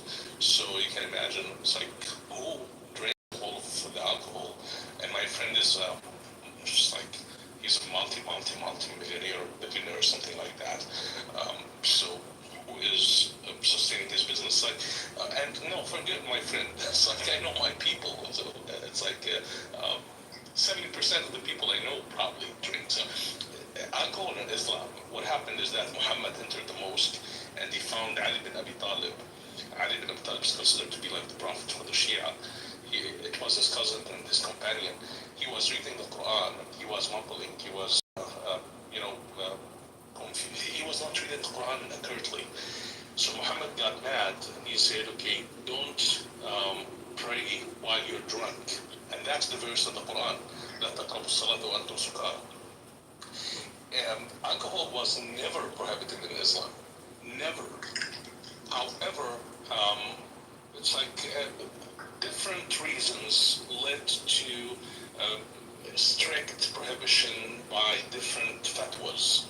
But Muhammad himself, that used to drink wine imported from the Levant, from Damascus. And this is like... Well, that's why it was shocking during FIFA that Qatar last minute banned all alcohol use because they had all these advertisers and all these people coming there, and then they banned it at the last minute, which pissed off all the soccer fans. Listen, alcohol was but originally it was just listen to this. You're gonna love it because it's all about communism. So what happened is that alcohol was not really strictly prohibited in the Islamic world until we have the Muslim Brotherhood and King Faisal of Saudi Arabia supporting them because he was threatened by Gamal Abdel Nasser. Gamal Abdel Nasser was a communist after he failed to get the West to give him weapons, so he went to the communist side and he became a communist. Yeah, he went to the Russian, and they gave him weapons. Yeah. But after he imprisoned the Muslim Brotherhood and the radical Muslims, and he was so popular that he threatened all the monarchies and the presidents in the Arab world because he was kind of Suez Canal and everything, right? Yeah, he was appealing to the Islamic imagination of one state. That is reality, even though he was not a Muslim. But anyway, he was popular. King Faisal was threatened by him, but he could not fight him. He needed an excuse, he needed a reason in order to fight Jamal Abdel Nasser, and of course it was communism. So he empowered the Islamic movements in the Arab world to weaken Jamal Abdel Nasser. And what happened after the 1967 defeat, when Israel defeated the Arab armies, at the Al-Khartoum summit, Gamal Abdel Nasser, he was defeated, he was in debt, so King Faisal gave him money in front of all the Arab leaders, and by doing that, he asserted his dominance, and Gamal Abdel Nasser used the money to pay the Egyptian debt. However, there was a condition to release all the Islamists or the Islamic radicals from his prisons, and that's how they were empowered. Now to the alcohol point, because the communists, the nationalists in the Arab world, they were heavy drinkers. Okay, anyone who is communist or pan-Arabist in the Arab world, he was really heavy drinker. They were known to be alcoholic, alcohol everywhere, wherever they meet. So the Islamic movements looked at alcohol the same way they looked at pork. Only Christians eat pork. So if you eat pork, you're not from us. The same thing. It's like if you drink alcohol, you are from the communists, from the nationalists who are anti-Islam. So that's how Zico said something about so that makes total sense. Yeah, when he traveled to Egypt. You know, Lebanon is pretty known for its nightlife and openness, right? But back in the 60s, there is a Lebanese singer, her name is Sabah, she's very famous. Whenever she travels to Egypt, her mom would tell her, be careful, because in Egypt it's very, they're open-minded, and could you imagine this? A Lebanese woman was afraid and, warned her daughter of going to Egypt. Yes, he goes, I'm not kidding. Sabuha said this herself. So what happened? I know this is her name, Ghali, actually. That Sabuha is like a... Yeah, I know. I attended her funeral. Yeah, it's her single name. And she married a bunch of Egyptians, and she married Rushdie Abaza, if you remember. She did, yeah. So what happened in Egypt is exactly this. Gamal Abdel Nasser, his nationalist movement was defeated, and that's why I always blame Israel. I always say Israel is responsible for the Islamic awakening, because if they didn't defeat Gamal Khan bin Nasser, we didn't have to end up with Islamic Awakening taking over the Arab world. But anyway, Yeah, but then so you would have had communism and Muslim Brotherhood. Again, Would have been even and worse. Elder West and all these guys, remember they were all drinkers during the caliphates. Okay, I want to switch the conversation if you're done on this for 1 second. I just want to tell Barbie to check her DM because Barbie, I sent you something. Okay, I will check it. Sorry, my DMs are so. I don't even want to look at my DMs. I will check them. I'll go to the hands after this quick thing, and then you'll see what happens. Hold on. Recently, because it's going to have an unusual redistricting. California, Barbie. We're going to redraw the maps of our 52 congressional seats. I know, they're trying to offset Texas. According to our governor, because Texas has been doing that, and Gavin Newsom is running for president in 2028. Told you. To show that he is on the 100%. opposition to Texas. But there's a problem. Texas doesn't have an independent commission, and Texas has a underrepresentation of Republicans in congressional seats. But what Gavin Newsom is doing is very strange. He is undermining a independent commission. It's been dominated by the left, but he doesn't even trust it.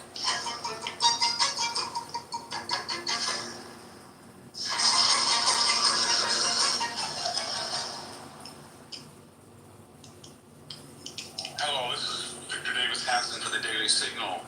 California's been in the news recently because it's going to have an unusual redistricting effort. That means we're going to redraw the maps of our 52 congressional seats, and we're going to do that.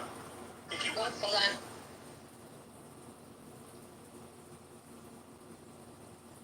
According to our governor, because Texas has been doing that, and Gavin Newsom is running for president in 2028, so he wants to show that he is on the cutting edge of Democratic opposition to Texas. But there's a problem. Texas doesn't have an independent commission, not that they're really independent, but in theory they are. They just gerrymander. And Texas has a underrepresentation of Republicans in congressional seats. What I mean by that, if you look at the aggregate vote in Texas for the president or for senators or for the state legislature, and you get an aggregate Republican versus Democrat vote, and then you see how many seats they have, and does that percentage represent it? The majority, no, it doesn't in Texas. In fact, most red states, if the 50 states are ranked 1 to 50, do the number of congressional seats in this state represent the Republican or Democratic aggregate overall vote as adjudicated by either state legislature races or statewide races or the presidency or the senators. You can use different formulas, but they're pretty much the same. That red states do not that they don't gerrymander, but they don't gerrymander as effectively. So that's why Texas is taking this action to get parity. But what Gavin Newsom is doing is very strange. He is undermining a independent commission. It's been dominated by the left, but he doesn't even trust it. He's not calling it back into session necessarily. He's calling a special session with a predetermined map created by Democrats to redistrict. And here's the problem. California, like most blue states such as Massachusetts or Illinois and New York, they are already heavily weighted toward Democrats. Here in California, depending on what formula we use, about 38 to 40% of the state typically vote for a Republican ticket, state or federal.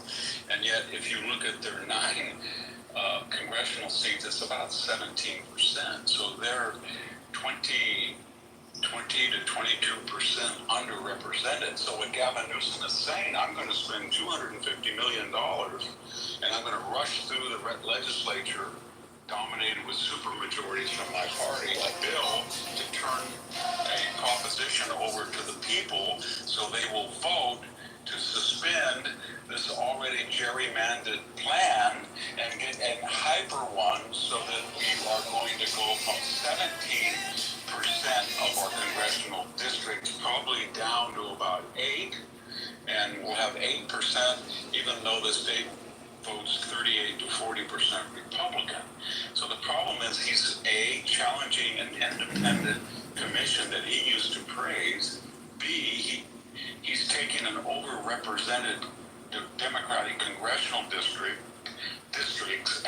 trying to even more overrepresent them. And he's trusting that the people will not mind spending $250 million to have this rushed election before the next year's November, and then they will vote for it. And this will show that he is a fighter and on the cusp. But the national mood is against him because, as I said, most of the red states are underrepresented through gerrymandering, and most of the blue states are overrepresented. What Gavin wants to do is he's targeting Republican Congress women and men, and he thinks that he can read all the districts and put two Republicans incumbent in the same district, and then one will either drop out or they'll have to run against each other, and one will win, and they will be diminished by half. He doesn't care about the 40% of his own state that won't have any congressional representation. That's not on his plan. This is all the act of commission. But what is Gavin doing about the state? We've had 12 million people leave the state the last 10 years. 12 million. These were people not on assistance. They were sort of the entrepreneurial upper middle class. They've gone. We have the highest electric rates in the country, over 35 cents a kilowatt hour. We're the highest except for Hawaii. We have the highest gas prices, and now we have this carbon fuel formula and this new inflation-adjusted gas tax. So we're going to have the highest gas taxes and the highest actual price of gasoline, and together they're going to go up to maybe $6 a gallon, but that's not the end. He has driven out through hyper-regulation and bullying and berating oil refineries. We're going to drive two main ones out. We're not going to have very many left, and that should happen. Gas is going up to $7 or $8 a gallon. Is he talking about Pacific Palisades? It essentially hasn't been rebuilt. It's completely in cinders. Why? Because of California regulations, environmental, social equity, DEI, you name it. No zoning going on. A big fight that they want to take this beautiful Pacific Palisades historic neighborhood and have high density, low income housing in many areas, et cetera, et cetera.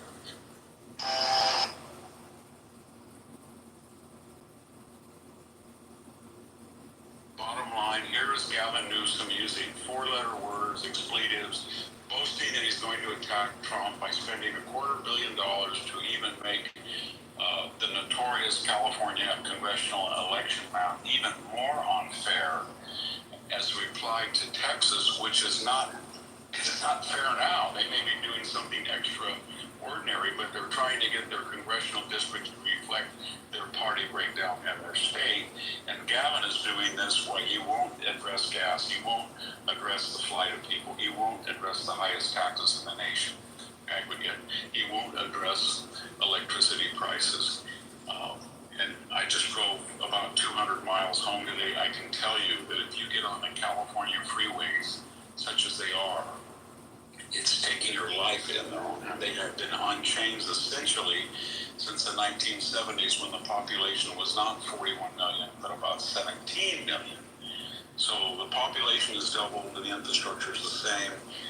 And Gavin Newsom is doing what? He's doing another performance art, wiggling his head, saying the F word, the S word, trying to dare Trump to stop him, all in performance art for his next presidential run. Final observation. What he's counting on is nobody looks at the price of electricity, the price of food, the price of housing, the price of gas, on the infrastructure, crime rate, etc. in California. Because he, more than any other Californian, as a Bay Area City Council person, as a San Francisco mayor, as a lieutenant governor, and as a governor, has ruined this state. He took a natural paradise and he turned it into purgatory. Thank you very much. This is Victor Davis Hanson for the Daily Speaker. He needs to be hired as a political strategist for everybody in California for the RNC, Barbie. Michelle, did you see Alexandra Macedo's? I agree. Did you see Alexandra Macedo's response, or her piece? She's the minority Republican leader in the state legislature. No, you can and send the it to state me, but I do legislature. have some hands on, like, can you send it to me? No. Oh, okay, I put it up in the nest. It's an easy play. Barbie, he needs to be the political strategist for the RNC in California. And Trump needs to make an example out of California. Why doesn't JD Vance take this on his head as his special project, Barbie? Because he doesn't, I don't really understand what the VPs do, but I don't know. He doesn't. JD Vance, I feel like, is not going to do anything that's I get the feeling he's trying to cruise by and not piss anybody off so that he can run. The only way, like, he really win is if against Gavin Newsom, is if he, showed all the corruption and they fixed California in a major way, and get him investigated for every possible corruption that he's done. To be honest, there's so much to take Gavin Newsom down with that if that's not like a major project on the plates of people in the GOP, I don't know what's wrong with them, because he's not going to be easy to beat, not because he's a good candidate and not because he has good policies, because he's a sociopath. And sociopaths, unlike Kamala Harris, who's a narcissist, sociopaths are very good at adapting and fooling you into thinking that they're normal. He's going to be worse than Obama. He's going to be more radical than Obama. You've seen the Chinese agitprop announcing his run. You saw, I sent you things, right? Sure, and on top of it, like, he might be the only person who loves himself even more than Obama did, okay? Like, this is the perfect storm right here. Not to mention he's young and charismatic, and he looks good on pictures, just like he did with the JD Vance thing. And that stupid crap sells to stupid people who look at that and say, oh, wow. I mean, not the smart people who can tell that he has zero substance, but he sells. He knows how to sell. Even people who don't like him, when they're, like, in front of him, when they hear him talk, I don't know a single candidate that can run against him and win at this point that we have lined up. I don't either. And that's not because, well, Trump, but he can't run again. And that's not because Gavin Newsom is amazing. It's because, again, he's a sociopath, and people shouldn't take that, people should take that very seriously, because I hope Kimberly Guilfoyle is allowed to speak on it, and there's not an NDA, right? Because of their marriage, right, and everything that we. Very weird. It's just crazy that she was with Don Jr. and now she's in basketball degrees. No, that she was married to Gavin Newsom. It explains a lot to me about. I'm not saying this in a mean way. I'm saying this in a very supportive woman way. It explains to me a lot about how she certain things, aspects of her personality. Because of what she went through. Yeah. Because of what she went through, I can't even imagine that freaking sociopath from hell. Now he has a Stepford wife, so she's good. She's probably all medicated. No. She's and, I'll tell you about her privately. I'm not gonna talk about her publicly, but I'll tell you about all that. Yeah, you know her family are Republicans, right? They voted for Trump, right? I did not know that, but yeah, not surprised. Isn't she Cuban? Isn't she Cuban? No, she's not. No, she's not. To me, she looks like Nicole Kidman from Stepford. Yeah. That whole that dynamic going on with that face that shows no emotion whatsoever and dead eyes. But there's I'll tell you enough stuff about her, but it just needs to go straight to Laura, and they have to have a whole campaign. But there's a lot of people. RFK knows a lot about him as well, FYI. So just remember that. Okay, cyber. Butterface disease. Who's Butterface? Emily. Oh. Not before. Before she's gorgeous. Okay, go ahead, cyber. I was gonna ask, because California has this independent commission, and they have pretty clear whatever you want to call it, mandates and guidelines for how they're supposed to do their districting. They violate everything. He's a violator. Right. Yeah. But my point is that because they're short circuiting or cutting off the 10-year window early, and they're also saying it's in response to another state's behavior, does that open them up to being sued some kind of conspiracy against rights or something, some other thing imagine if they were doing it again. Ask McAdoo, tweet underneath her and ask who else could we ask on this? Stephen Miller, you can ask him. Because he's saying specifically his purpose to counteract the Republican representation in another state. Yeah. He's not saying it's just But that's not benefit the his real own reason, state. right? There are states' rights, Cyber. States have rights. Yes, but They you can have do what they states' wish. rights, but Federalism exists in the United States of America. States are able to do what they wish to do. Now, the government is in charge of a federal election, but states can appropriate things the way the state legislature and the governor feel is in the Brad, I best agree. interest of the state. And I just agree, but because within the state, he's reacting to Texas doesn't mean that he doesn't think it's in the state's best interest. No, but I agree. I'm not saying this is a mission for the federal government. I'm saying within California Republicans have a cause of action. California elected a woman who went to Cuba for 17 straight years. California elected Adam Schiff a few weeks ago. I know, Antonac Adam Schiff is very annoying. We're on the same page. I don't like him either. That's not. Why would you think that California or Californians are going to turn the other cheek now and start to come around? It's not bad enough. I don't need a majority. I just need enough. No, she's talking about a lawsuit, and that can happen. Yeah, there's a ground game. Elizabeth Barkohana talking to me privately about it. There is a massive lawsuit and ground game. The question is whether or not you'll have like Nicole Shanahan and Elon Musk put money behind it.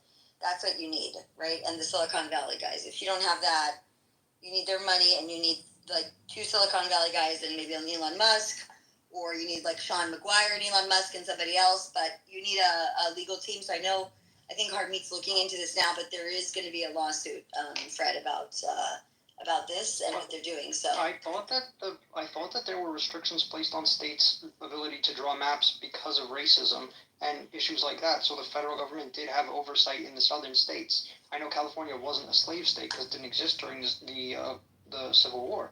But that doesn't mean that the federal government doesn't have a history and a precedent to intercede and oversee the drawing of congressional districts. yeah, so we need to ask Shipwrecked, James R. We need to ask Croaky is another one. Who else would know? I'm trying to think. Who's a constitutional lawyer that we can ask? Just right, Jonathan Turley would be good. Yeah. So has anybody responded to this? Go search Well, the statute that they use in the southern states is the Civil Rights Act of 1965, Section 2. And it's been abused, it's been misinterpreted, or there's some gray area, and it's been abused, and that's what they're overturning now in the state of Texas, these coalition minority districts. And this was settled in the 5th District Court with Galveston versus Petaway is the key legal case. So anybody that's interested, look up Galveston versus Petaway, because it's going to have far-reaching implications in how various districts are gerrymandered to favor, to set up a majority-minority district so that they can vote in a minority. And especially when you have contrast, like you have Maria Salazar, you have Byron Donalds and all that are perfect examples of you don't need to gerrymander a district to create a minority set-aside, essentially. So it's called Galveston versus Petaway. But California's 9th Circuit, so it's not the same circuit. So like California could bring a California resident could bring a lawsuit, and it wouldn't be in conflict. There would be a conflict between the circuits, which would then get appealed to the Supreme Court. But that's like a later step. So you have to see what's been tweeted out by let me see here. Here it is. This is the redistricting. Hold on a second.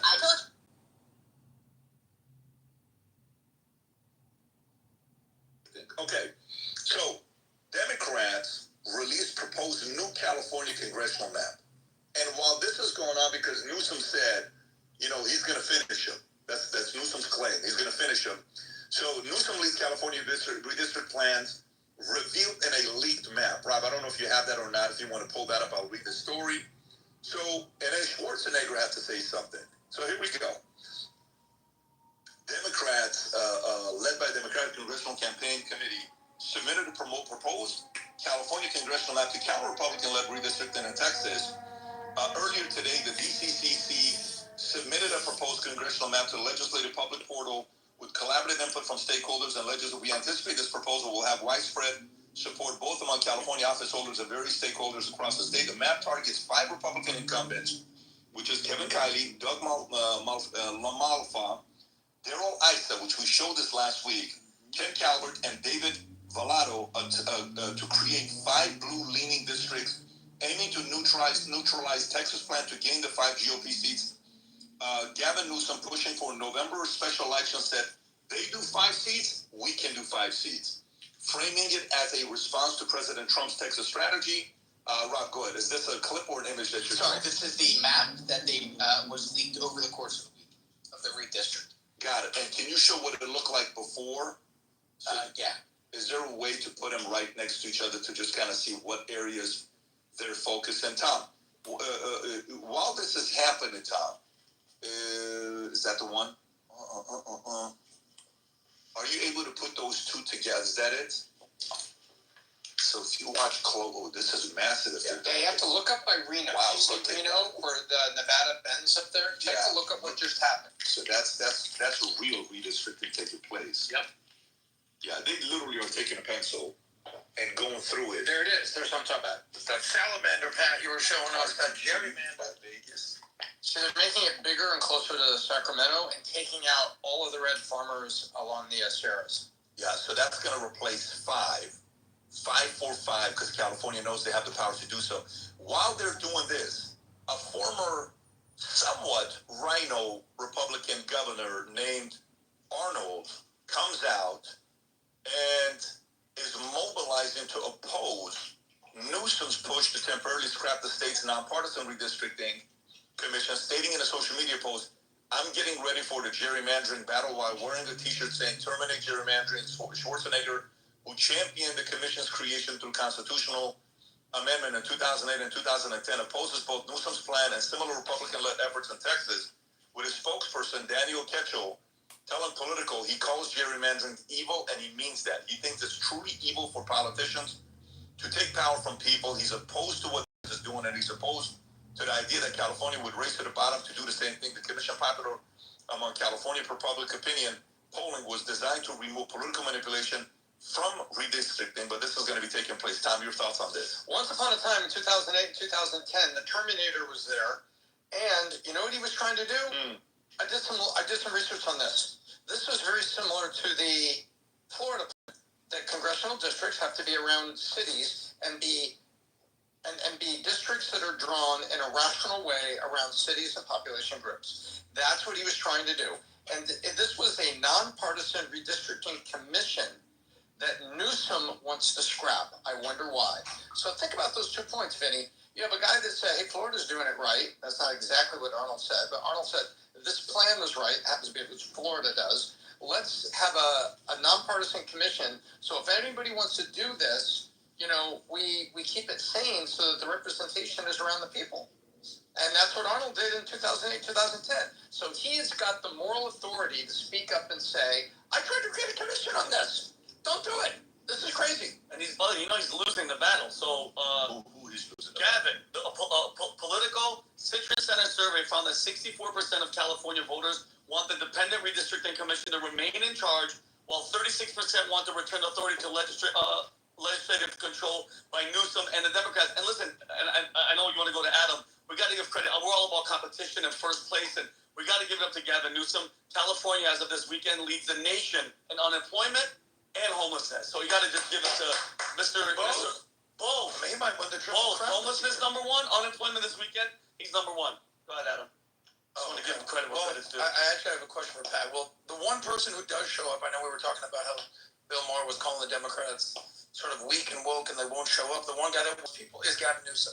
Gavin with the good hair will show up, and he'll just spew his nonsense and slap people around Vinny's mockery that he does of Gavin, but he'll show up and he'll just spew his lies. What I want to understand from you, Pat, and even both you guys spent a lot of time in California. I think there how many years, Pat? 20-something years?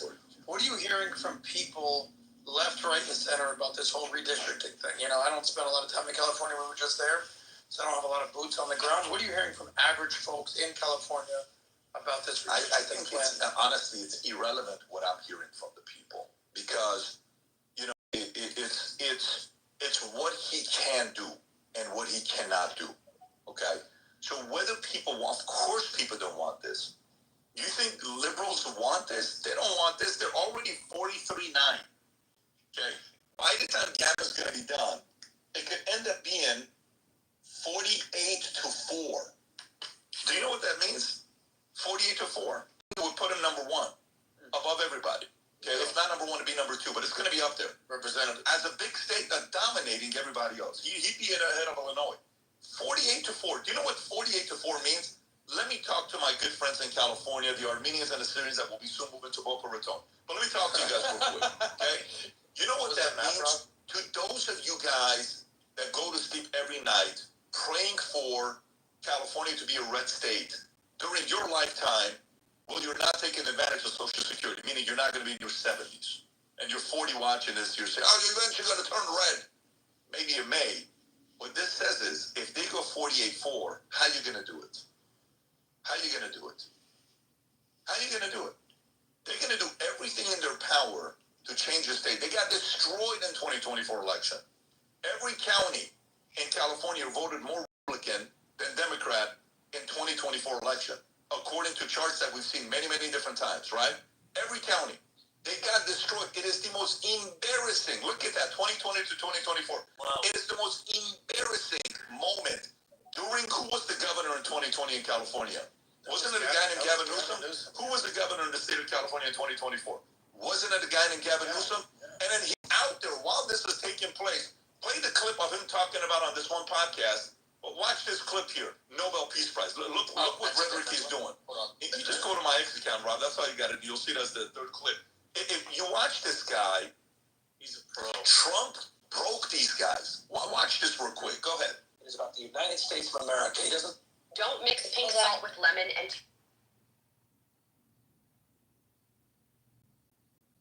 He believes in the red states. He's going after a war. He's a wartime president. He's the head of a war party. War on women. War on voting rights. War on Hispanics. This doesn't work anymore on this state. War on institutions. I want war in history. I mean, this is serious. This guy's trying to get a Nobel Peace Prize. This is serious. That's what he's going to try to say tomorrow in Alaska. Yeah. He's a big guy trying to find peace, really? When he's bringing war to the American people? He put military in the streets, not of Baghdad. He didn't send the military in his first administration anywhere in the world. He sent the United States Marines into the United States of America in one of the bluest cities in this country, in Los Angeles, one of the great cities, American cities. Maybe you should freaking keep the crime down and learn to do that. But keep this in mind while he's doing this. Rob, can you go to the... Somebody run Gavin Newsom as Palestinian. That's what I'm going to put in. I said the following. I said they go up a little bit if you could. There you go. Fear, right there, Rob, just right there, zoom in a little bit. Fear porn no longer works. It makes what may work in California, but not nationally. Trump broke the party, Newsom. You even tried to move to the Senate, but your party has a leash on you. Unfortunately, they seem to own you. Good luck. So this approach, you know how people say, well, he's going to be running for 2020 and all this other stuff. This is not going to work in America in 2028. It's just not. Because you're in the space. If I, who knows more about basketball than this guy, if I watch stats, if I'm in the game of giving feedback on sports and games and trades and all this stuff, and I don't follow the most important stats that are out there, if I don't follow it, what else am I following? Newsom, your world, the stat is polls. And polls from CNN, not Fox polls. CNN polls disagree with you.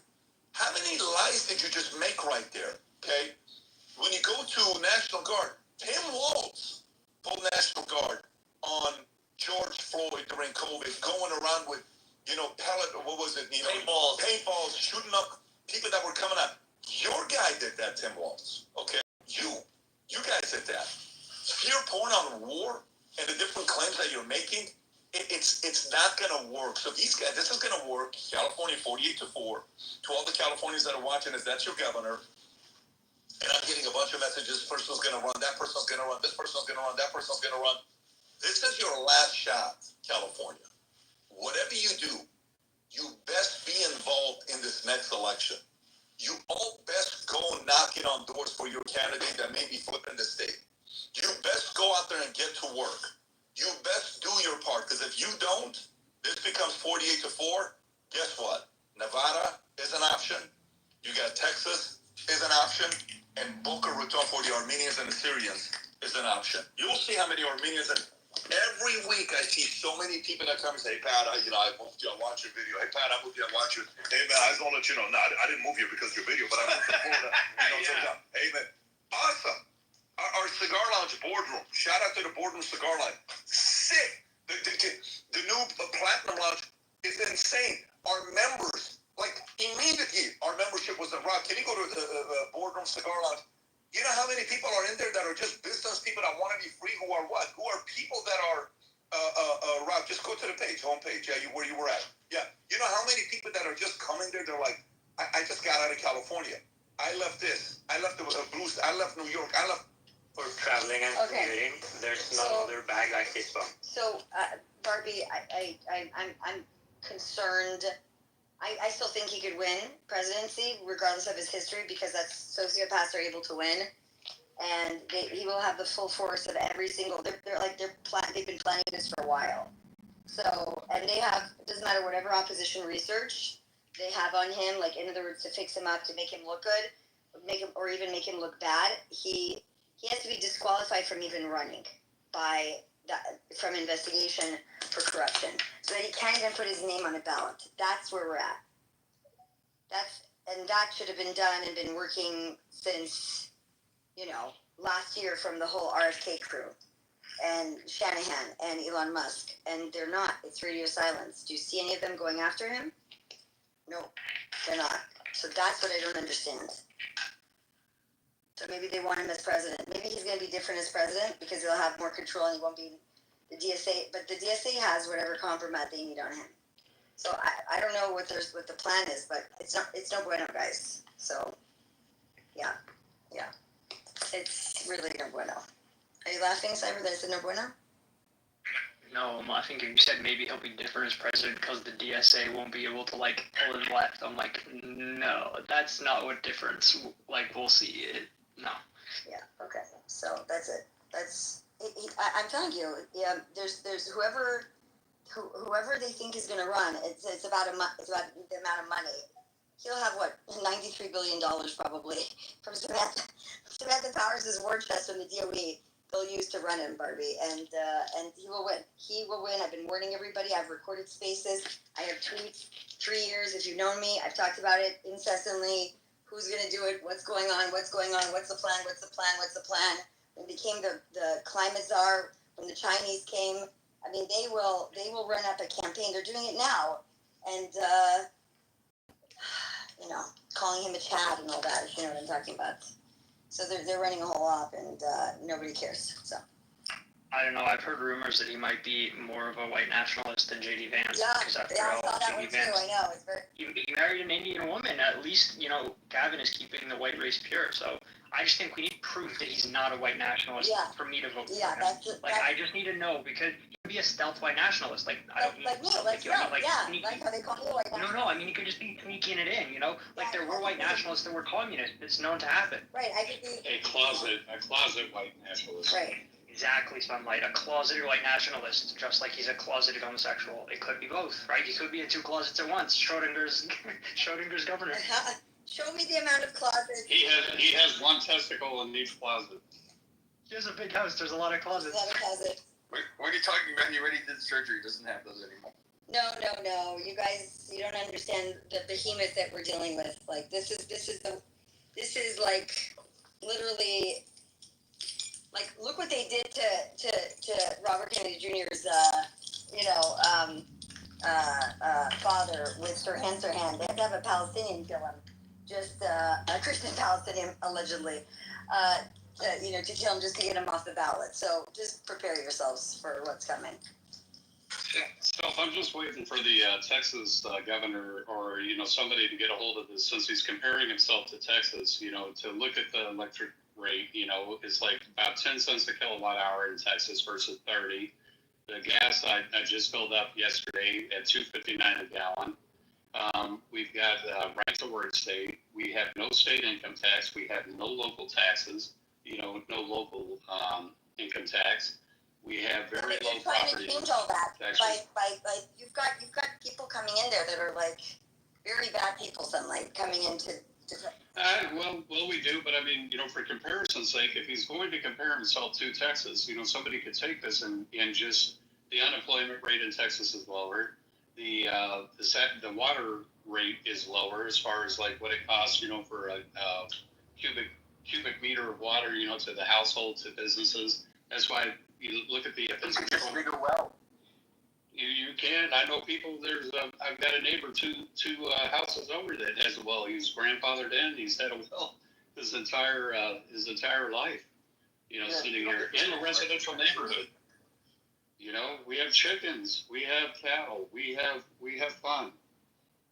It's not fun to be a Californian right now. And so somebody needs to take that and just like show the contrast between California, show him Hollywood, it's all facade, and then show Texas where it's reality, where Governor or Ken Paxton or whatever's going around on a ranch stepping in cow dung, and breaking up, clearing out brush and stuff, whereas Gavin Newsom, we don't have natural disasters like that.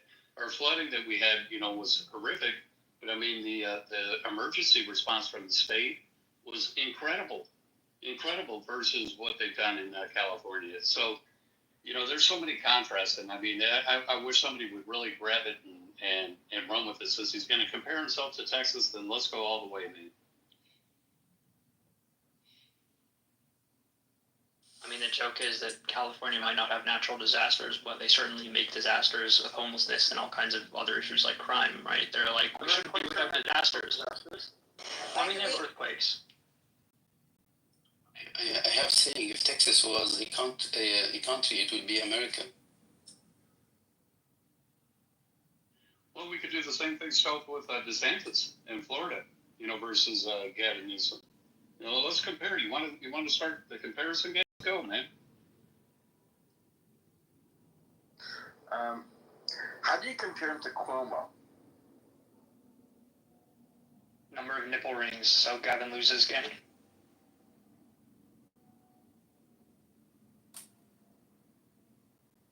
Oh gosh. Hey, someone in Texas, you don't get to own mineral rights there. What do you mean we don't get our own mineral rights? No, unless you're grandfathered in, the state owns the mineral rights. You can't. No, that's not true. I mean, if you're a landman, you hire a landman. Like I live in a city whereby they did. I'm not sure if you can hear me, but they're saying that James R. had a stroke. Have you guys been in other spaces and heard what's going on with James R.? Nope. Please update us. No, I'm asking. I only saw Jennifer Lawrence tweet it out. About which subjects still? James R. had a stroke. I was just trying to see if people that go to the punch bowl and stuff, or anybody knows. There's people are tweeting it. I don't know if there's a space or what's going on, but that's terrible. Terrible. And we need Kat Lintley to come in. Don't know, Steph, but hey, Steph, since I had the task of taking a look at that, how these individuals are getting medical visas, I went and researched that further. So it is through the consulate, through the consulates that we have throughout the world. So if these individuals all got sent to Qatar, then the officers in that consulate are the ones that review the applications and approve them. So it would be the U.S. Embassy in Qatar that would have received the applications from the Palestinian medical visa requests and reviewed them, and those officers would have approved them. And so you look at the consular staff, and then you look at who the officers are that have approval authority, and you could pinpoint exactly where the atrocity took place, right?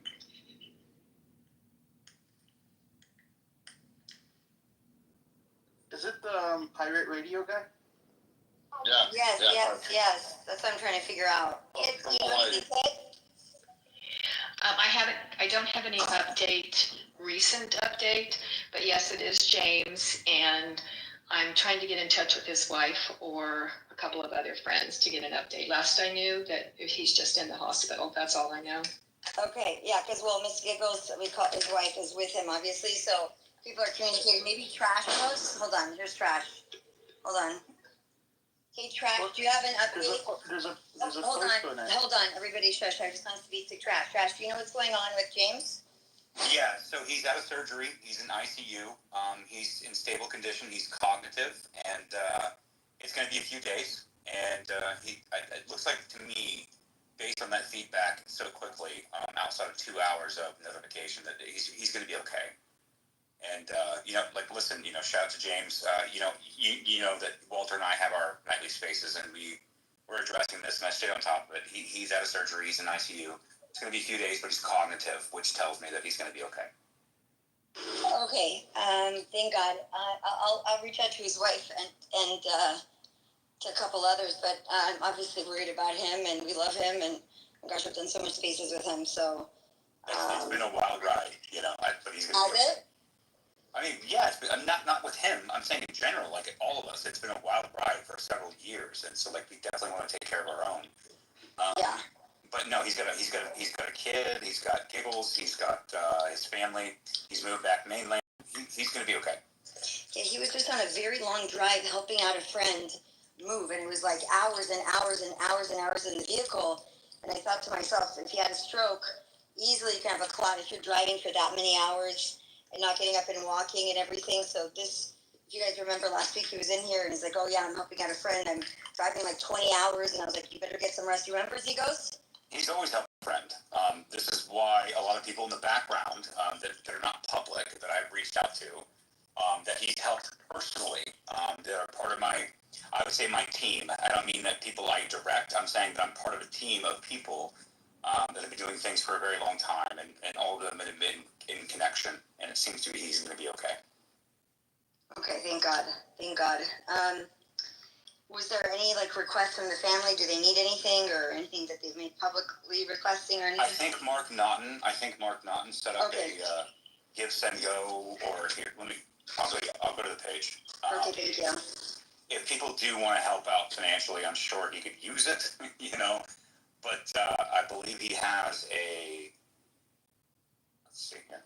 Give me 1 second. Yeah, he's got James's PayPal link active. Here, I'll repost it. If you guys go to my page. Yeah, thank you.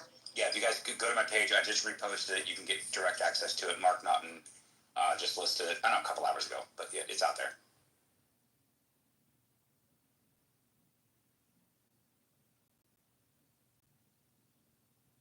Good news. We wish him a speedy recovery for sure. Yeah, I love him so much. He's always so rock solid. So.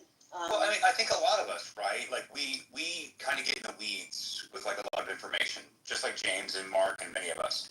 And I think sometimes, we forget. A lot of us out here are putting every effort we can to get into the weeds and try to bring a level-headed analysis to something. And this is what I know of James to do. This is why I've always respected him. I mean, I wouldn't call him a close friend, but at the same time, we've always had a mutual respect for each other. It's because, getting through the noise to find the signal and trying to find a level-headed analysis with all the craziness and all the noise and all the propaganda and all the astroturfing and everything else, James has always been on the right side of things. From what always, yeah.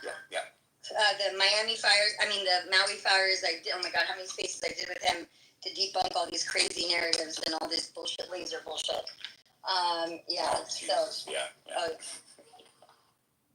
So I mean, he never jumped on the woke right bandwagon or any of that shit. So no, he's always been like me, not directly, maybe indirectly, but I can recognize. I've always been the guy wait a minute, give me 48 hours, give me 24 hours, let me process this, let me get some more information. I'm not going to go with your narrative. I'm not going this way, that way. Anyway, what are the facts? What do we have? What do we know?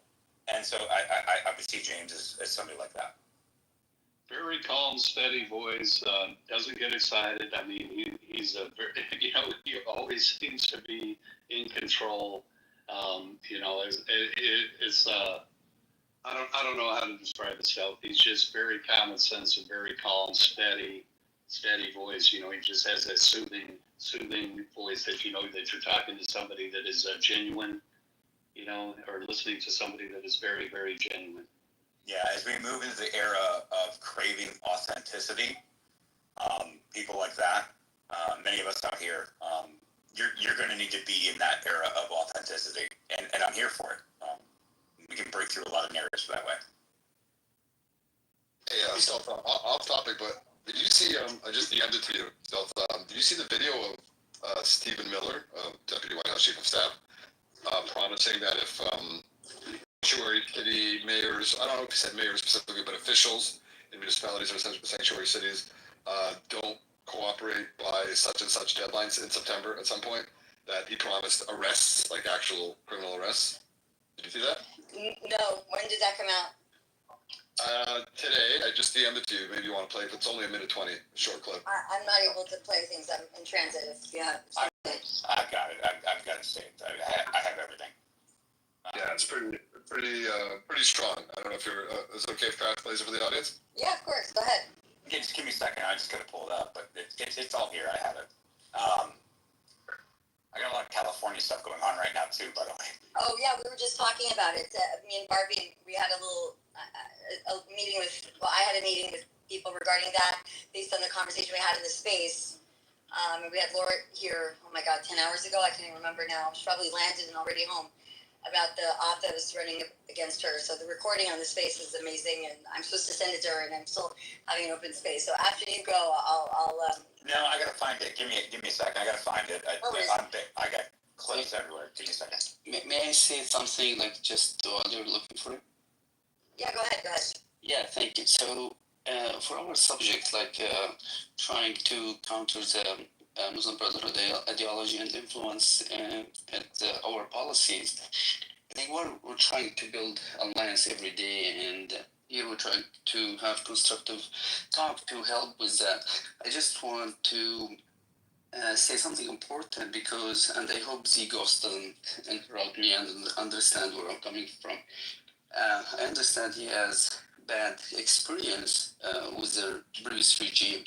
Also, my family, one of my family resulted in amputating his leg from that regime. Two of my immediate family were politically arrested. So we all suffered, but that doesn't mean it was an Alawite regime, because the Alawites themselves suffered massively from it. We need to distinguish between ideology and human nature. So, as example, when you asked me about the relationship with Hezbollah, the same regime killed from Hezbollah maybe more than Israel killed from Hezbollah in 1980, trying to defend the Christian in Lebanon when they attacked the Christian. Also, there's some Christians who were attacked by the regime, Syrian regime at that time, but other Christians were protected. As example, when we were in Washington defending the minorities in Syria back in March, and one of my friends, Christian friends from Allentown, where most of the Syrian Christians there, was with me. He himself told the congressmen and the senators, Shamim, let's pick this up tomorrow because I'll have some people in here for you to speak with. Let's go to trash and then I'm going to close out just for because it's late. I'm 3 hours ahead. 3 hours ago I was supposed to close out. So go ahead, trash. I've got the clip from Stephen Miller. My God. Thank you. Go ahead, trash. My God. I mean, the Democrat Party is an extremist organization, Sean. It's not a political party in any normal sense of the word. A political party represents Americans. It represents law-abiding citizens. All you see all day long are crazy Democrats screeching on TV on behalf of foreign terrorists, hardened criminals, and violent illegal aliens. A political party exclusively dedicated to protecting terrorists, criminals, gangbangers, and murderers.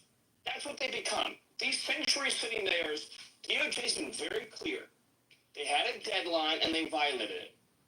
The deadline to comply with federal law and hand over the criminal illegal aliens in their custody, the child rapists, the child predators, the drug traffickers, the human traffickers. The sanctuary cities, like Boston, refused to turn over these menacing threats to public safety. And so now they face not only revocation of funds, not only the loss of taxpayer support, but also potential criminal charges for harboring and smuggling. This is as real as it gets, Sean. The Department of Justice laid out to these mayors how they were breaking our laws, and they refuse to change their policy, and Attorney General Bondi is going to see this thing through to the end. That's strong. That's strong. That's strong. Boston is controlled by the Chinese, right? California controlled by the Chinese. So all these organizations and the funding, he's absolutely right. It's under 10%. Can he actually start to arrest the mayors, like Mayor Bass, or what? Well, how far can he take it?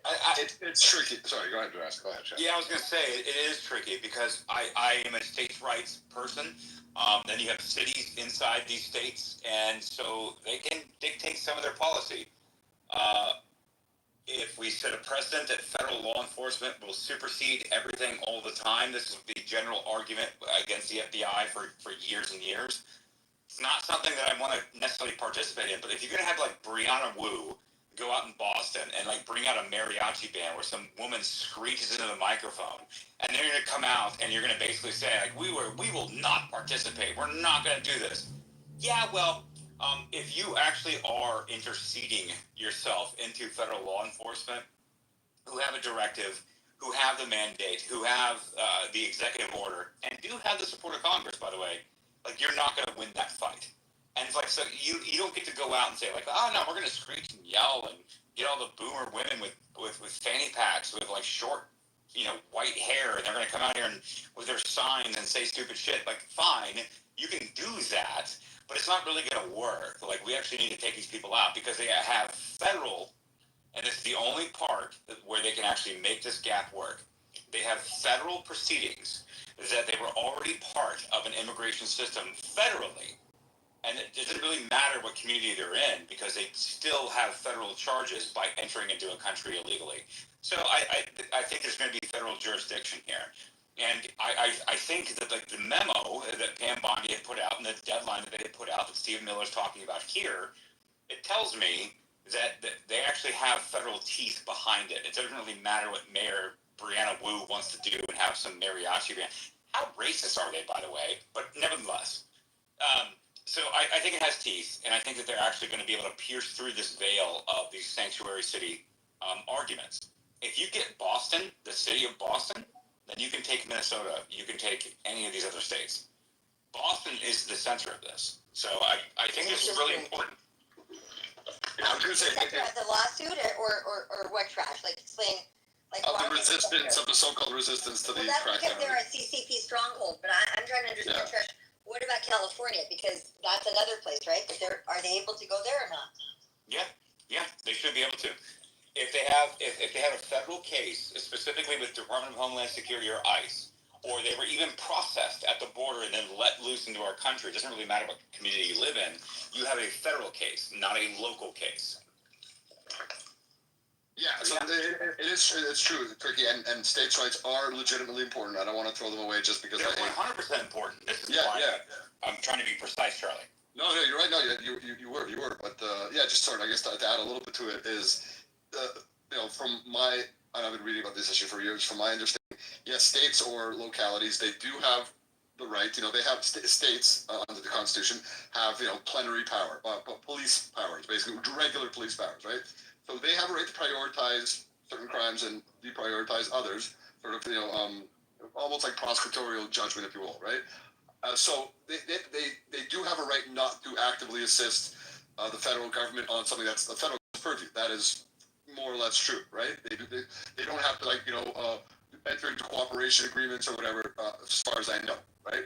However, they do not have a right, or it seems to me where they're on shakier ground, is where they say, we're knowingly inviting illegal immigrants to our jurisdiction. Or they're explicitly notified that such and such person was already in federal custody. We have a warrant out for his arrest. They notify such and such jurisdiction that this person, Jose Contreras, is wanted by federal authorities, and to knowingly, undermine federal jurisdiction in that regard seems like you're crossing the line legally at that point. So if in some cases they're being so flagrant about it. I think it is possible that they're running afoul of criminal law, let alone, at risk of losing funding, right? Yeah, you don't have to cooperate. You don't have to be as gung-ho as the Trump administration is about it. You should be, but you don't have to be, legally speaking. But you can't, knowingly, as Stephen Miller says, harbor and invite something that you are 100% certain that specific person or that specific group of people are illegal immigrants that are wanted for, deportation. Right. Like what I'm saying is, Stealth, to answer your question, and I want to agree with Charlie Crown, who I don't know who it is. The point is, if once you're already in the federal registrar, once you've gone through that process, the federal will supersede any kind of local jurisdiction that you have, because all they got to do is walk in, like, yo, I got federal charges here, man. Like, I appreciate that he hasn't stolen or murdered or raped anybody in your district inside your city, Mayor Wu. That's fine, but he has actually national federal charges, and we need to take this person out. And if they stand in the way of that, I believe, and I would agree, that they actually should face consequences. And this is what Stephen Miller is actually talking about here. I think that's the jinx of the conversation, whatever word you want to use. I think it's the center focus of what we're actually talking about here. And I'm not suggesting that the federal government should be able to override states' rights. Matter of fact, I'm actually lobbying against it, and I will fight against it tooth and nail. However, you've entered the country illegally. It has become a federal matter. You have a federal case, and federal agents are coming in to go. And so, I would never assume that a local municipality, let alone a state government law enforcement agency, would ever supersede all already charges that entered in their community. And that is the argument that I believe is Stephen Miller's making here. And I think that the DOJ understands this, and this is why they went so hard with Pam Bondi's memo a couple days ago. And again, it's a weird place to be as a small L libertarian, MAGA, America First, states' rights, federalist type person. But I mean, you can't argue with it. And so I don't know what to do with it, but that's my analysis on it. It's important for all the levels, I believe in the constitutional kind of end of what's called separation of powers, right? But that also means the federal government gets their bailiwick, and one of their clear bailiwicks is immigration, right? For good or for bad, Because they're borders, right? Right. That's an international. Exactly. So dealing with international affairs and borders, right? And we saw it in the reverse during the Biden administration. Texas, whatever. We're like, hey, we want to, do such and such, and the federal courts ruled against them, even though, on policy, they were clearly right. But they said, sorry, the Biden administration has, or whatever the federal government has. This is their thing, right? And they have a right to do it. And listen, we saw the most extreme example in terms of arresting officials. Remember when they arrested the state judge? I think it was Wisconsin, the chunky judge there, who actively assisted a criminal getting out of her courtroom. While ICE showed up to the courtroom to arrest the guy, she ushered him out the back door, and they arrested her, and they're prosecuting her, and they have her dead to rights. Obviously that's sort of the other end of the extreme, but the federal government needs to be able to do what it needs to do in its limited government capacity, and the states have to do what they have to do, but you can't, thwart proper jurisdiction of the federal government by knowingly, you could say, we know something might happen, but you say this and this person is an illegal immigrant. We have a warrant for his arrest. He has final deportation orders. We know he's in your jail. We're telling you he's in your jail, and you're letting him go anyway. Charlie, can I read the law on this? Because the law seems shockingly clear, and it frustrates me when we get into this, Democrats just don't follow the law, so I guess that's not a law. Okay? 18 U.S. Code 3182, fugitives from state or territory to state, district, or territory.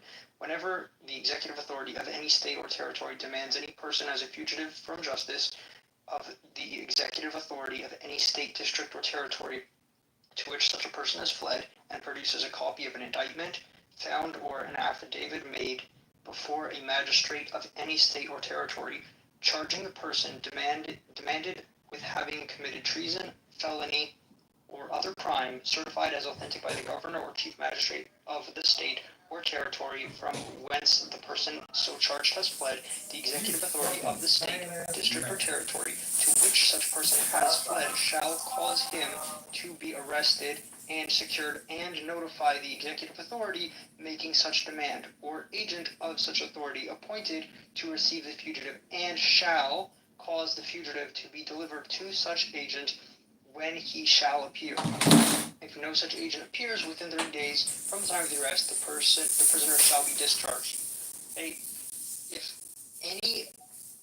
If any legitimate agent of justice goes and says this person is wanted on this crime, hold them. They have to hold them for 30 days. I don't understand how this Because what you're talking about, cyber, requires a warrant being issued to the magistrate. It's very time-consuming and extremely expensive to do that for hundreds, if not hundreds of thousands of illegal immigrants. It requires these are people in custody. An enormous amount of manpower. So He's talking about people in custody. I'm talking about detainer requests. They're saying this is somebody who's already in prison. You have them in custody already for another reason. Hold them. I don't understand how they get to say, oh no. It's clear, 30 days. We have 30 days to show up. No, they don't. You just answered your own question. If they provide the magistrate the paperwork required, they have no choice but to hold him. The reality is that's not what ICE is asking for. ICE is asking for them to be able to get these people without doing that because it's safer than releasing them and putting them on the street and making them go chase them or knock down a door because the state didn't get the appropriate paperwork. And that's where the Democratic mayors and governors and representatives have been very careful to enunciate. We will work with you, but you must provide us with the magistrate's paperwork. If you don't, we're not going to work with you, period. And they've been crystal clear on this very point that you just read to us. Actually, so that's what we're talking about here. They're making the United States government go through each and every step that the law requires to remove these people. They're playing ball and making sure that every T is crossed and every I is dotted before they turn over these people, if at all. Okay, but we had the case of the guy that was let out of the police station. ICE had to chase him through the parking lot. Are you saying that ICE had not provided the requisite documentation to That's when they arrested the judge that I was referring to earlier. That's why she's lying. Yeah. That's why she's No. That's right. That's not what I'm talking about. It's a different case. Okay, going back. I understand, Fred, fair point. Can the federal government not use a proactive system and just give the name of every single person who's in the country overstaying their visa or illegally and just proactively send it to every single county and district judge and say when this person is arrested or detained for any reason you are required to hold them? They're going to send it to every single... Yeah. I guess. Yeah, and I'll tell you why. Well, cyber, you're convoluting things because you're talking about visa overstays. We're talking about illegals that are here that we don't know about, that were gotaways or catch and release that we don't know where they're at and what they're up to. So when the local jurisdiction, a crime is committed and they arrest an illegal alien, they are supposed to notify ICE, and then ICE puts a detainer on that to detain them for ICE pickup to turn that, because they don't have jurisdiction over the illegals. Local state governments do not have jurisdiction. The federal government does because immigration authority falls within the federal government.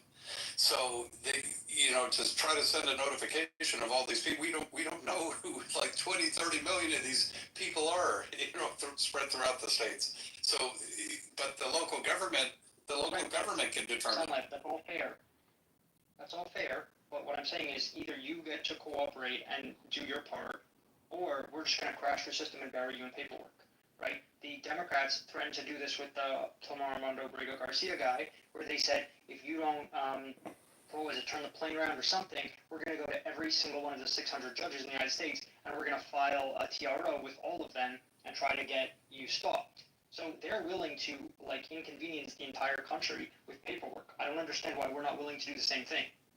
Yeah, and it's one thing, to what Fred was saying, it's one thing, and it's allowable, I think, for a police department to say, we're not going to ask, when we arrest somebody, we're not going to ask them his immigration status. They don't have, as far as I know, they don't have to do that. They should, but they don't have to, right? We don't want to cooperate in this kind of, whatever, draconian, as they view it, crackdown on illegal immigration.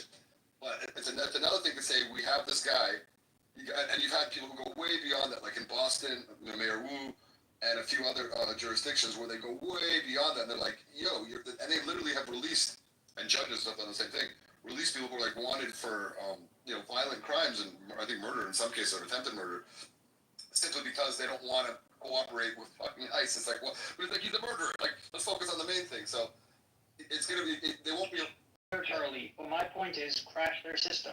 They want to not work in the system, fine. You say you want documents for everybody, then we'll provide documents for everybody. And all you do is you go through every single person who was released by the Biden administration, every single person, and guess what? You can send a warrant for someone who 30 million plus illegal aliens in the United Right. States. Bury their email, crash their email server. 30 million individual arrest warrants. 30 AI can do it, Fred. times every magistrate judge across the United States. Exactly. No, they not exactly. said that they're not going to cooperate and they want the document. It cannot be done. It's not 600. Why can't it be done? Where's the break? Explain why it can't be done. What's the technical limitation stopping it from being done? Manpower. So Cyber, you want to use AI, and then we'll use Optimus robots to go out and arrest them.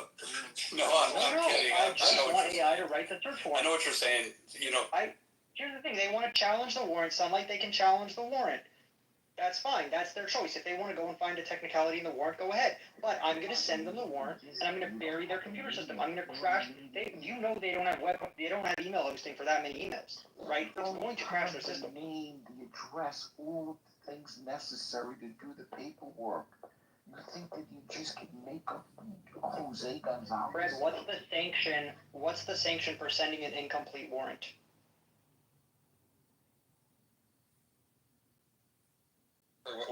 What's the penalty for sending a warrant that's not like complete or perfect?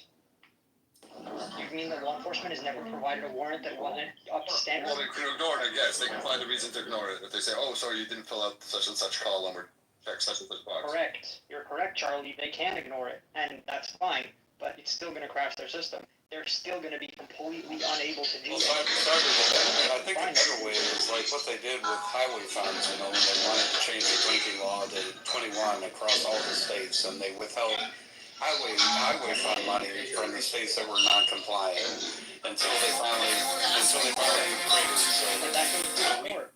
That gets challenged by the court.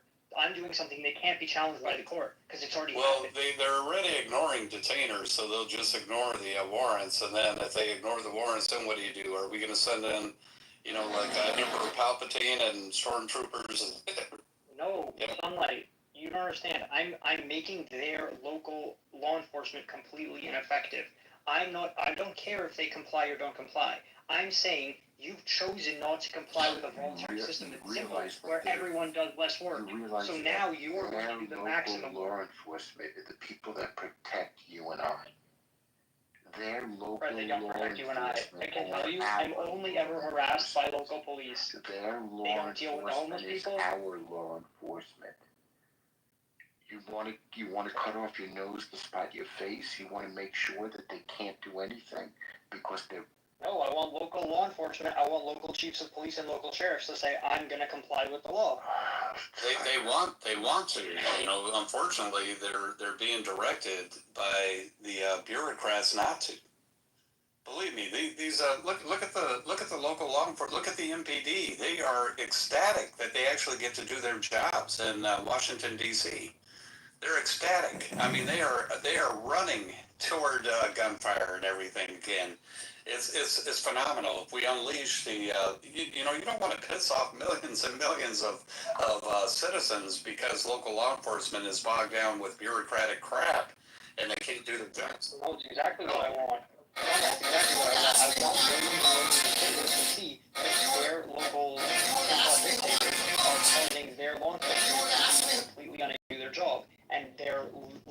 ability to deal with actual criminals, and as a result, the federal government is having to use the maximalist solution. You chose to define the relationship as one where I have to provide to you every document, so I'm providing to you every document. You don't get to complain. Yeah, well, Cyber, that's what the marketing contrast is that the Trump administration is going to be able to demonstrate with how they handle Washington, D.C. And so then they're going to say that here is a template for doing this. One, you get rid of Castro's fail, get rid of these prosecutors that, aren't prosecuting, boom, boom, boom. And they have levers to use from the federal government where it doesn't create a constitutional crisis.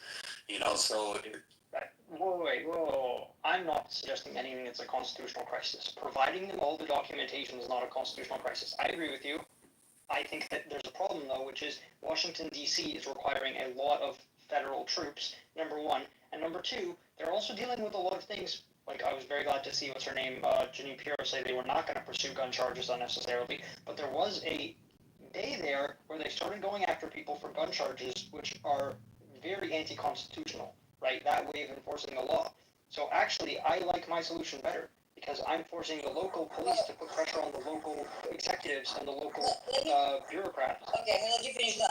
I want to point everybody to the upward bubble. I want you to go see what I posted up there. This is the Chinese cyber warfare op that's going on about Gavin Newsom. He's a Chad sociopath white nationalist, is how they're pushing it out, like with the underwear modeling. Go look at this video up top. I DM'd it to some of you as well.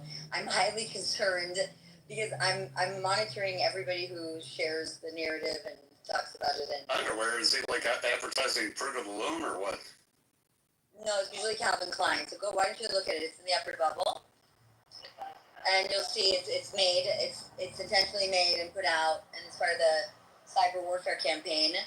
It's all Calvin Klein. It's to compete with Donald Trump. It's pretty extensive how they're running it, and it's being run by very interesting people.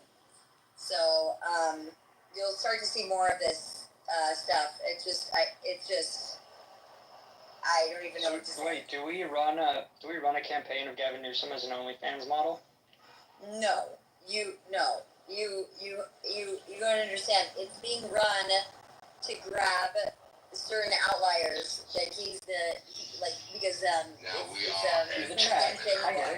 it's a movement against Jews because his wife's Indian, right? So they're trying to get the people that are like the Valhalla white nationalists, kind of like the American First. Yeah, they're trying to get the woke right to vote for him, and I think they will get it.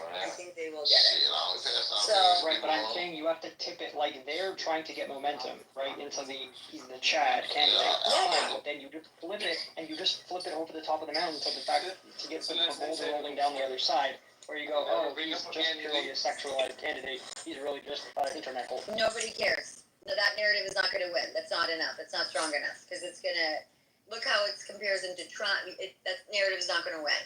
The only way to dirty him up is by associating with Nazis, but nobody's going to care either because the people are always going to. You don't even understand how many layers to this there's going to be. I already can foresee it. I've been talking to people about it early this morning and. Oh my gosh, my DMs just on the Gavin Newsom Chinese cyber op is insane. And they're going to spend, there's going to be hundreds of billions of dollars just spent by the Chinese to get him in. It's going to be unbelievable. He's going to win. I hear you, but I have an idea. I'm impressed. Wait, I have an idea. Just take that, they do interview, like a consent interview in adult films.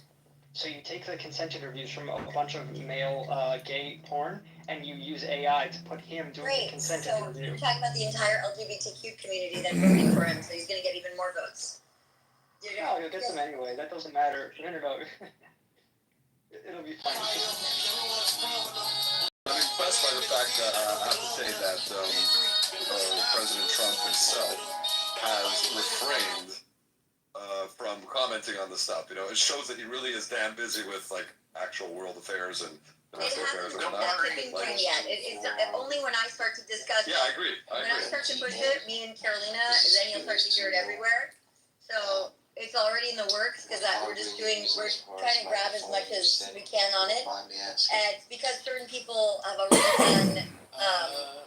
We have to be careful if we give it too much attention.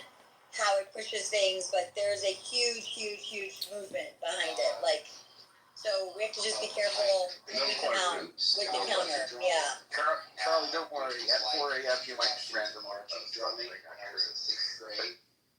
It's true. It's just about I'm just saying, up till now, We're up gonna till wait for now. Kimberly Guilfoyle to get put into her ambassador role in Greece, and then we'll run her for 4 straight years out of Greece, and she can explain how Greek men and how they are when they look like this. Most of them, you know, just think of the days of Aristotle and all that. Everybody was very gay and homosexual, but the thing is he's going to win. So we have to sell him as if he's been a secret conservative this whole time, just waiting to pounce.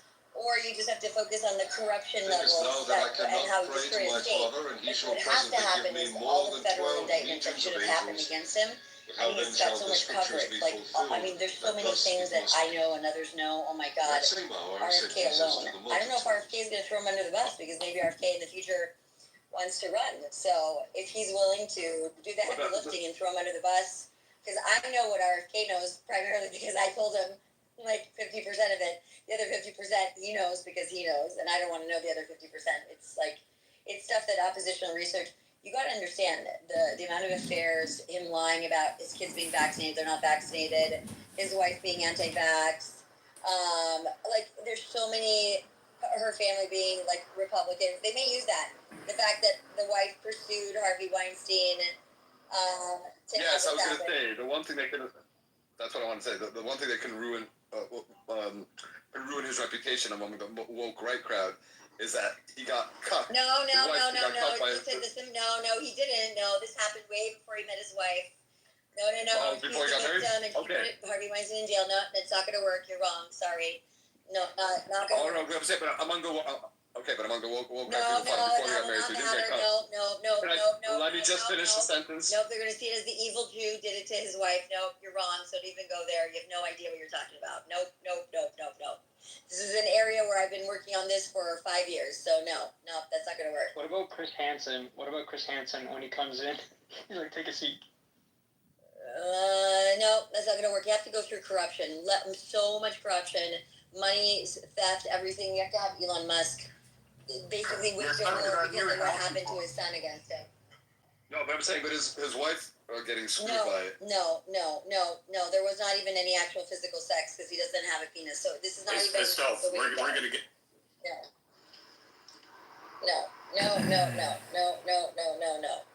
I don't want to have this conversation. No, it's not the way to go. It's just people are weird when they're talking about this stuff. I'm not sure. So many affairs, nobody cares. RFK was having, affairs during the run-up. There's other people, that are having, texting affairs on the run-up. Nobody cares. Nobody cares. What? It's just the money, the corruption and the money, yeah. Like that new house he bought like a year ago? Yeah, with the Pritzkers, the $9 million and the corruption inside of California and what he's done to the state and, all the truths about, him getting vaccine injured severely and being hospitalized and going to Mexico to Joe Rogan's place to get stem cell therapy, all that's open source. Like, nothing is hidden here. Like, I mean, they crashed Gavin Newsom's, they crashed RFK Jr.'s website on the day that they came out with the story of Gavin Newsom being hospitalized in San Francisco because he got Guillain-Barré syndrome from the vaccine. I mean, there's so many things. These are all public. This is I've talked about this for since I've been on Twitter. But there's so much more corruption at a level that's unprecedented embezzlement and corruption. And that's when you need the billionaires out of Silicon Valley. How about the bank? How about the fact that his wife was sitting as a board member on that, what is it called, the SVP thing? SVB. Yeah, and not that. There's other people that were sitting on that board. What about Mr. Burns from The Simpsons? You do him as Mr. Burns from The Simpsons. I don't even know what that means. No, it doesn't know what that means, no. I'll send you a video. I send you two Where did all the real money go? That's the one thing. You see these types of things, the corruption, the real money. You just have to actually have active investigation, so he cannot go on the so ticket. He can't talk, mean? No, they can't go on the ticket because it's an ongoing No, investigation. he can't go on the ticket. That he actually cannot go on a presidential ticket because he's under. I mean, he should be under FBI investigation for years now. I mean, just the corruption with the fires and everything. That's a whole other situation. So. But being under federal investigation doesn't preclude you from being a federal candidate. You can literally be in jail and run for candidate. This is something that would be very, very severe, because if you even look into what he's done in California, and people actually start talking now that it's like we have 3.5 years, he would be in jail by then. So that's my point. Like, literally in jail. And that's like just Well, for we the have a homeless year. money. No, we need more than. What do you mean? Why? When is he going to start running? Well, he's probably going to do it and start running in a year officially, probably. No, 2 years. He's not going to run more than 2 years for now. The infrastructure is already created. So you put him into investigations, and everything starts to come out. People would just be demoralized. Plus his plans for California with the taxes and everything else from Victor Davis Hampton. Hey, so if you're your sound man there, Fred needs to use the soundboard. We need a bullwhip sound. Every time you hit the mute button for AB, just go, like a Texas bullwhip. I don't want to ruin the recording of the space. We haven't talked or said anything crazy yet, so. Really? Yeah, really. Yeah. Wow. And that's not a challenge. Remember when? Why do you keep on?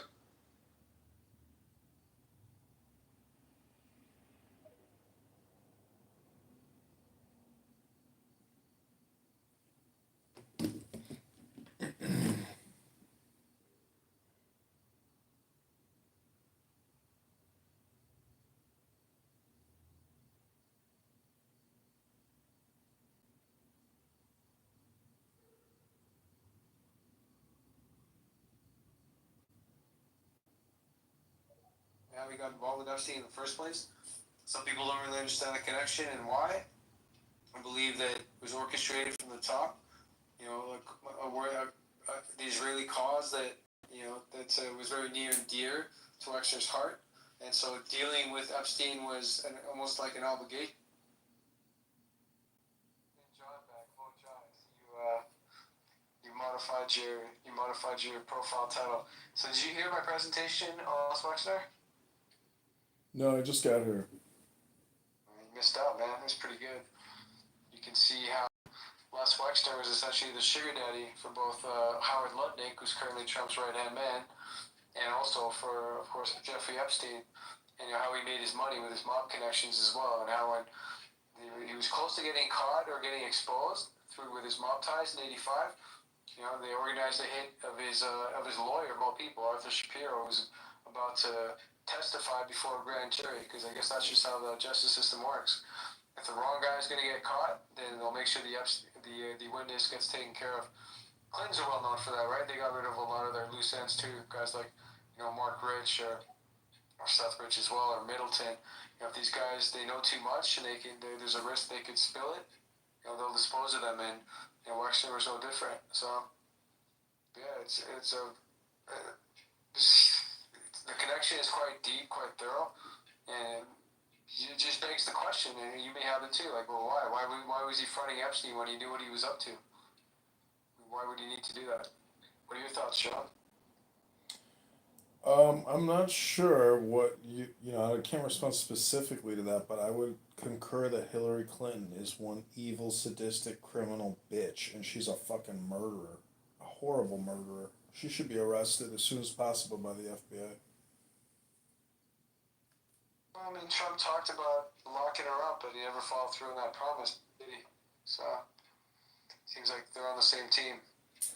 Yeah, maybe she's got a lot of... See, the thing about once you get to that level, so many state secrets and you've blackmailed so many people and killed so many people, it's like, if you go at her, she's got a poison pill and a wire trip. Like, what can you do to somebody who's essentially all evil, and she's, probably got herself backed up? I just want to say thank you for saying that, John. That's really all I came up here to say. You guys are having a good conversation. John said it perfectly. Fuck Hillary Clinton. She's a bitch. She's also killed many, many people, and nobody talks about it. We just, like, that's heinous, isn't it? It's heinous how much these people get away with. She put Martin Shkreli in jail. She's killed a lot of other people that have crossed her, put them in jail for a long time, thrown away the key. And, I just, not a lot of people talk about. I just wanted to shout out to John. Sorry to take over here real quick. I feel real deep about that issue. Thank you for letting me speak for a little bit, y'all. Yeah. All right, thank you, Renee. Do you want to finish, John? Yeah, Shkreli, when he said, just get me a hair follicle or whatever he said to get himself locked up, like, he's a good example of somebody who's been unfairly prosecuted. Uh, you know, Hillary Clinton's, when she was Secretary of State, her and Barack Hussein Obama were secretly running weapons to ISIS through Libya into Syria and other places. They're involved in regime change operations, covert operations, and Hillary Clinton is a very dangerous old bitch, and her stupid daughter Chelsea, she's on X complaining about vaccines. So everybody who's really connected to these vaccines and the Heroes Act, the CARES Act, and $5 to $10 trillion worth of money, 2 trillion in debt every year. All these people are hypocrites, liars, and frauds. And I'm running for Congress against a hypocrite, liar, and fraud. I told everybody if you don't get vaxxed, you're all gonna die. Bullish. And so. So like Kim Kardashian and the women that were like promoting. Okay, guys, please don't interrupt him. I will go to all of you guys. No, thank you so much. I'm sorry. Go ahead, John. Yeah, I'm just saying there's a lot of corrupt motherfuckers connected to Big Pharma, connected to the military-industrial complex, connected to the banking industrial complex, and... Don't forget the oil. Yeah, big energy. So, I would say vote the person, don't vote the party, because the Uniparty just creates $2 trillion in debt a year, and there's a lot of lying-ass Republican snakes that are nothing more than Democrat femboys, and they don't stand up for American conservative values. So, I'm just saying, health, wealth, love, peace of mind, happiness, and strength to all you beautiful people tonight.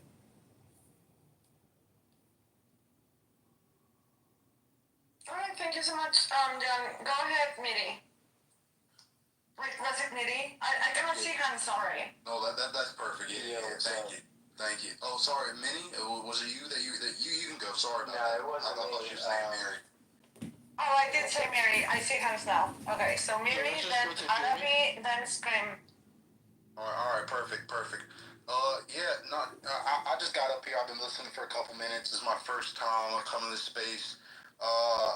If you guys are familiar with the White Power Hour, I'm usually on those spaces. So if some of y'all, I know some of y'all in the crowd from there. I really just want to talk. You brought up the Shkreli thing. I'm actually good friends with Shkreli. I'm in his Discord. I talk with him a lot, and we've talked about this Hillary situation a lot. There are a lot of people that don't want you to know the truth about the Epstein files. And while I did vote for Trump both times, I will say that he's definitely complacent. He's definitely been to the island. He definitely has done things that he does not want us to know about. And that's very, very fucking obvious. And, I just think that we as a people have lost our spark. We've lost our ability to be up in arms about, these things. And that's why they keep doing them over and over again right in front of our faces. And I don't, stop me if you think I'm wrong, but I think that the only way that we turn this country around is forgetting about all these government schemes, forgetting about all these government scams, and getting away from it. And that's why I'm invested in crypto. I own property overseas that the government cannot take from me. Everybody that's in power currently is they're Jewish scammers. They're all in league with Israel, or they're all in league with Gaza, one or the other, right? The major world powers that control everything, that are fighting for dominance. Their money is overseas as Wait, well. but Their money is overseas. Mary, let me just double check that I have the right account. Yeah, I'm just wondering, I've seen you multiple times in the week. Wait, let me make sure I'm the right person before I talk shit. Who's talking? Let me double check. Who's talking? Wait, hold on. Mimers, I don't know how to say your name, but let Miri finish and then... She follows me up on these stages. No, because I'm just... Okay, no, but yeah, don't interrupt him though, please. Thank you. This chick, this woman, not to disrespect women, I actually have a lot of respect for most women. She's a liberal. She follows me on these stages. She pretended to support the cause. She had pretended to be not woke but awakened to the truths of the world. To say I don't know how deep we go in this space, so I don't want to say too much, but she's definitely one of the enemies, and that I'll leave it at that. She's vast, all that. I only came up because I wanted to say. Let's not make it a drama space though. Like, No, I know what you're talking about. I'm saying I've seen you in the We Love Zionist spaces like 3 times a week. But now you're up here talking badly about Jews, but you are in the. Can we get her off? She's. No, I'm not gonna drop anyone because you say so many. This is not gonna be a drama space though. Okay. To spread rumors. I'll finish my point. Sorry about that. I just think that the main problem that we have is blacks in America, right? It's not a problem because of the blacks. It's a problem because they use them as a distraction. Right. So do you think the problem is blacks, not Jews? That's insane. No, not at all. As a distraction. If you come to the spaces that I usually run, we talk about how the blacks are a distraction planted by the Jews to get us to fight amongst each other rather than to address the main cause, which is how they're controlling the markets, they control how the money moves, they control when you and your daughter get sick every week and need to go to the hospital, right? They're the ones that are driving these insurance fees. It gets very deep, and I don't want to take this whole space to get into it, but there's a very deep rabbit hole, and the Epstein files is just the tip of the iceberg. It's another one of those distractions, and we can't even call them distractions anymore because all these quote unquote distractions are really tragedies and heinous acts that these people are perpetrating in order to take our minds off of the bigger picture, which is the fact that there's a group of people, the Jews. I'm not gonna sugarcoat it. There's a group of people that are laundering all the money in the United States, and all the United States isn't even the power of the world. I'll start there. The United States is a shell of its former self, and it hasn't been what we think it is since fucking 1776. So, that's the thing. I think that the Epstein file, we're having this talk, we're having this space, but we got to keep going back to the meat of the issue, which is the Jews are behind all of this, right? And I think everybody on this stage agrees with me. So please don't forget where we're at. Trump is a Jew. Epstein was a Jew. You got to understand what is all of this coming from? It always goes back to the root. So what's the root cause? How do we fix it? We go back to the root. And not enough people are up in arms. Thank you, Minnie, for throwing up those hearts. Not enough people are up in arms about what's actually happening and what we actually need to do to solve this thing. That's the issue. That's the real issue. You guys need to stop voting fucking idiots in the power. And I'm part of the problem. I voted for Trump. I didn't do my research and look into his history. He's a pedophile. He's touching kids. I haven't put them. All right. Thank you for I need to log into my laptop, into my desktop, and then set them live. All of them are on private or unlisted at the moment. I'll do it one day this week. Oh, we can go into that. We can definitely go into that. I do it like once every It's good to meet you. I'm dropping you follow here. couple weeks because I got a lot of phones and it takes me hours to make them all public. All these people are complicit. It's all a show. All the information they're putting out to you is all orchestrated in a way to make us have these conversations that don't actually matter, right? At the end of the day, none of these people are gonna get prosecuted. None of these people are gonna go to jail except maybe 1 or 2 fall guys, and the Jews are still gonna rule the world. I see a lot of thumbs down. There are a lot of Jewish agents up here. Don't let my message get lost. I know these people, none of them are Jewish agents, especially me. Like, I'm literally Palestinian, and I've never. Well, Palestine is a problem too. You guys It's actually not. You haven't had your hand up. No, I had my hand up before. Okay, guys, calm down. Okay. So look, we're having a hard time seeing hands, so it's nothing personal if we don't call on you, because we're not seeing it. So just maintain order, and we'll get through the hands. Again, And nobody even wanted to Tyler, do you remember nobody wanted to talk like 20 minutes ago, and now they're talking? My hand was first neighbor, Joe. My hand was up. They've all followed each other truths. They've all followed each other one by one. They've all followed each other, and they're all bouncing off each other's. Guys, we can't be all talking at the same time. Joanne, why don't you decide who speaks next, and let's go from there. Alright, let's go to Mimers. I don't know how to say your name, the woman. Wait. You said I can go next. That's not fair. Oh. Okay, fine. Go ahead. Okay, thank you. So Alright, and then we'll go to Mimers. Okay, so as a British man born and bred in London, I agree with Miri 100%. I think Trump is trying to turn America into a dictatorship a few years down the line. And another thing is, I'm sure you guys have seen, Keir Starmer bringing all these immigrants into our country. This is all just part of the greater Israel project. They're trying to take these immigrants out of their countries so Israelis have less people to fight against, so they can create this, control area in the Middle East, so all of the trade can go through the greater Israel and through to Europe from India. This is the big plan, guys. This is what Mary's talking about, and then all these politicians have been caught touching children, so that they can't speak against it, and they know it's wrong, but they can't speak against it. And and those who do speak against it, they're just called terrorists, right? Like Ilhan Omar, she's just called a terrorist, and there's just even if they're not being caught in the act, they're just bought and sold, and they just have no morals. She is a terrorist. Amazing, it's awesome. I love it. Oh, thanks, Ty. When she's sleeping, I'm just joking, mates. I love it. Yeah, already. Hey, how's little one, Danny? Good man. We're in California. 85. Oh my God, my cousin was over here with her kids.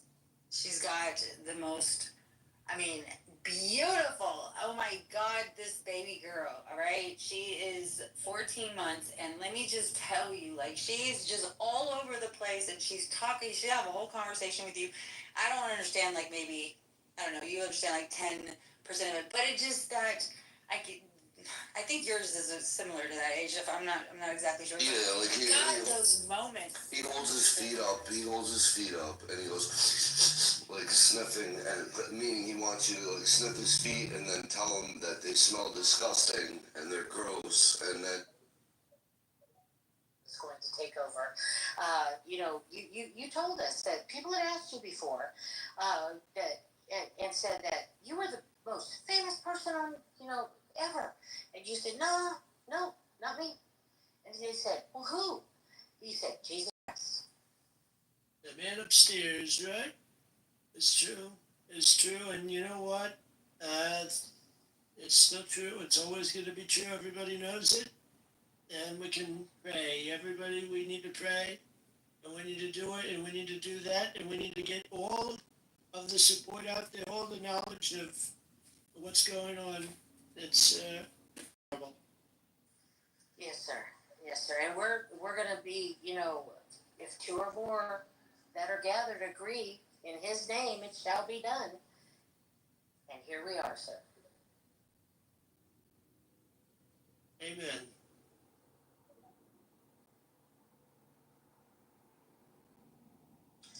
Well, Jimbo. Hold on a second.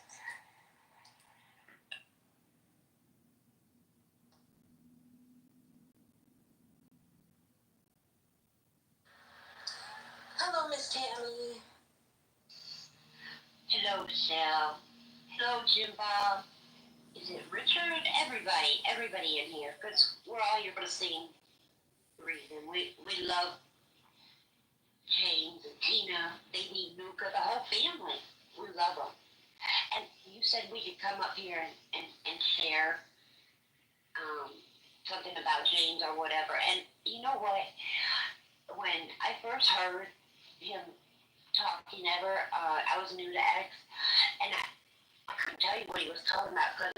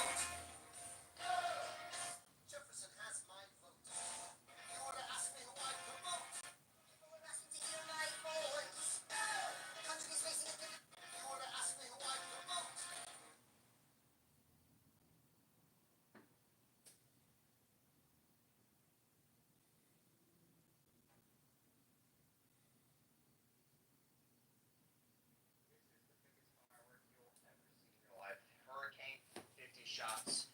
This one is insane. Good stuff. It's getting great. All right, we're running. Run. Oh boy.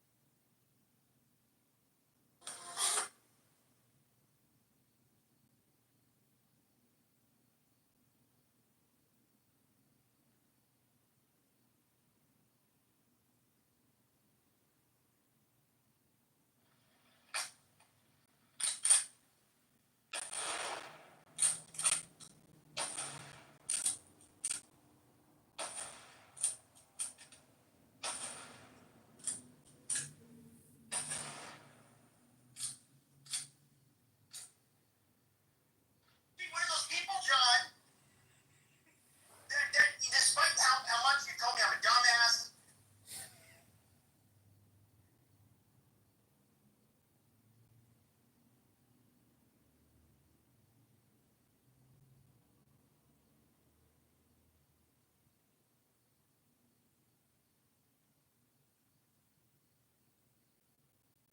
Three ugliest guns ever made. First up, there's the Shattuck Palm pistol. This gun is trying way too hard to blend in. It's small, oddly shaped, and more like a quirky gadget than a serious firearm. If it stood in a lineup with other guns, it would stick out like a penguin in a group of flamingos. Then there's the Korobov TKB-022. This gun's a total rebel in the world of firearms. It's not interested in following the usual gun fashion rules. Its design screams, I'm unique, and traditional gun looks, nah, not my thing. It's the oddball among guns. And lastly, the Stevens Vest pistol. This pistol seems confused about its identity. It looks as awkward as wearing socks with sandals. It's like it couldn't make up its mind about what it wanted to be, resulting in a firearm that leaves folks scratching their heads, wondering what the designers were going for. And those are three ugliest guns ever made. This is the big three right here.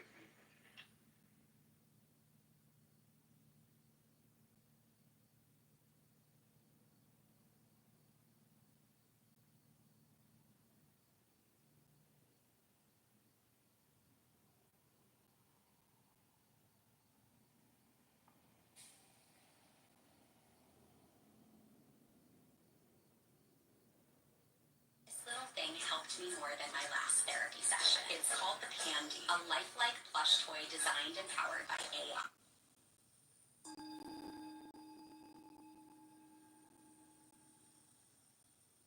If you like sweets and easy living, skip this next part.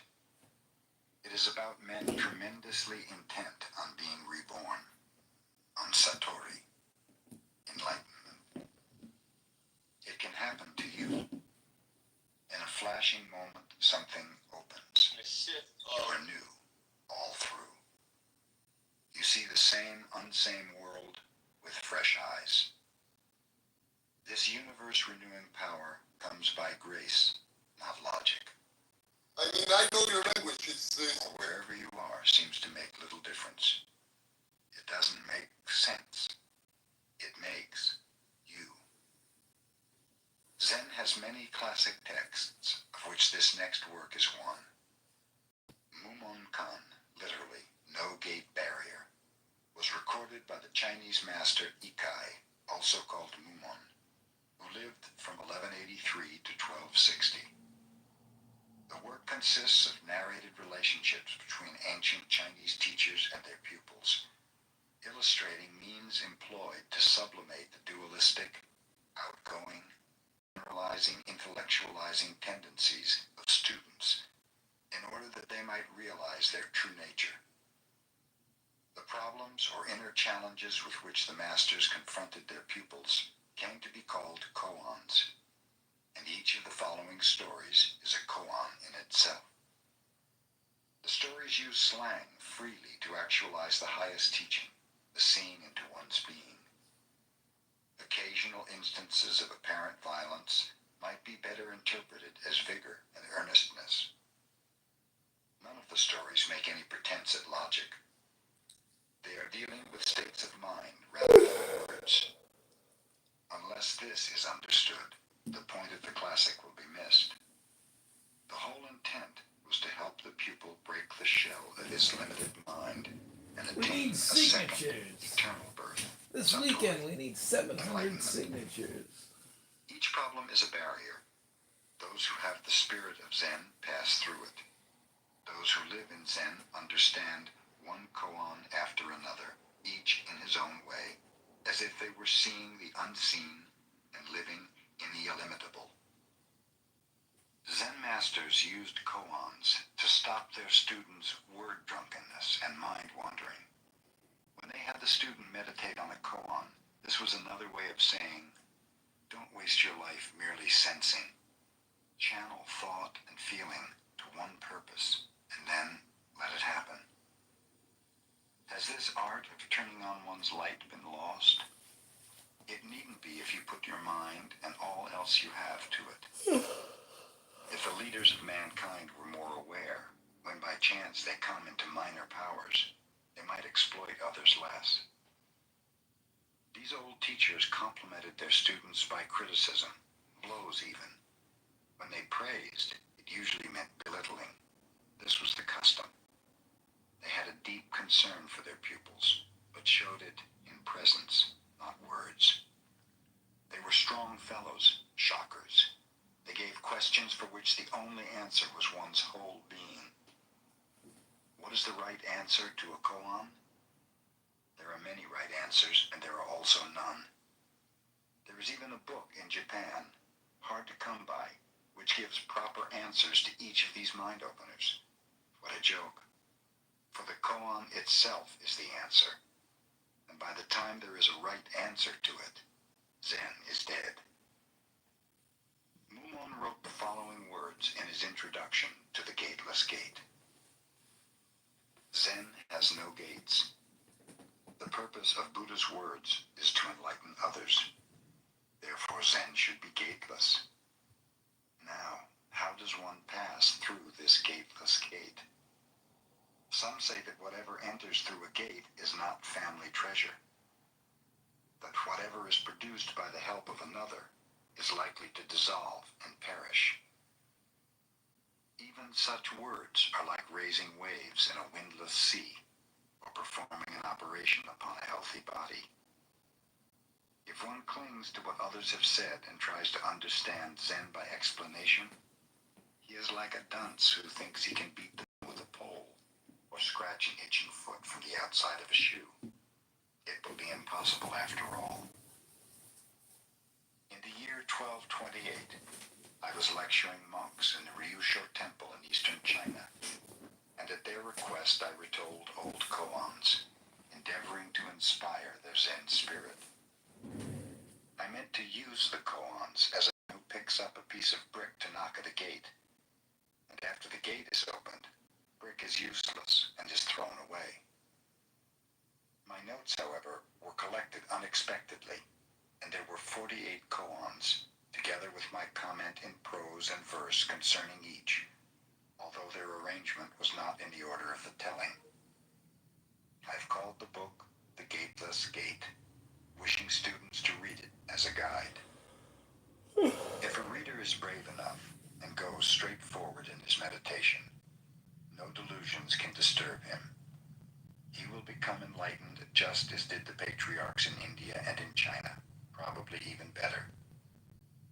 But if he hesitates one moment, he is as a person watching from a small window for a horseman to pass by, and in a wink, he has missed seeing.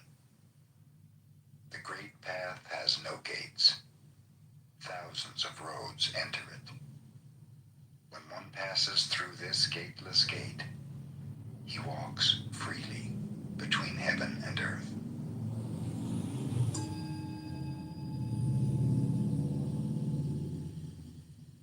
A monk asked Joshu, a Chinese Zen master, has a dog Buddha nature or not? Joshu answered, moo.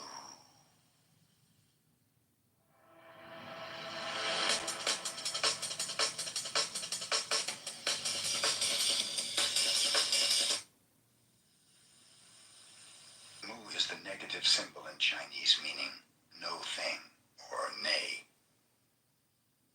Mumon's comment. To realize Zen, one has to pass through the barrier of the patriarchs. Enlightenment always comes after the road of thinking is blocked. If you do not pass the barrier of the patriarchs, or if your thinking road is not blocked, whatever you think, whatever you do, is like a tangling ghost. You may ask, what is a barrier of a patriarch? This one word, mu, is it. This is the barrier of Zen. If you pass through it, you will see Joshu face to face. Then you can work hand in hand with the whole line of patriarchs. Is this not a pleasant thing to do? Take my breath away. If you want to pass this barrier, you must work through every bone in your body, through every pore of your skin filled with this question, what is mu? And carry it day and night.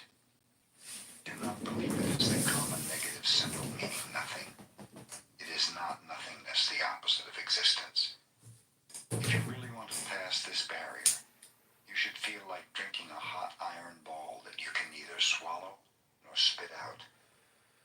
Then your previous lesser knowledge disappears.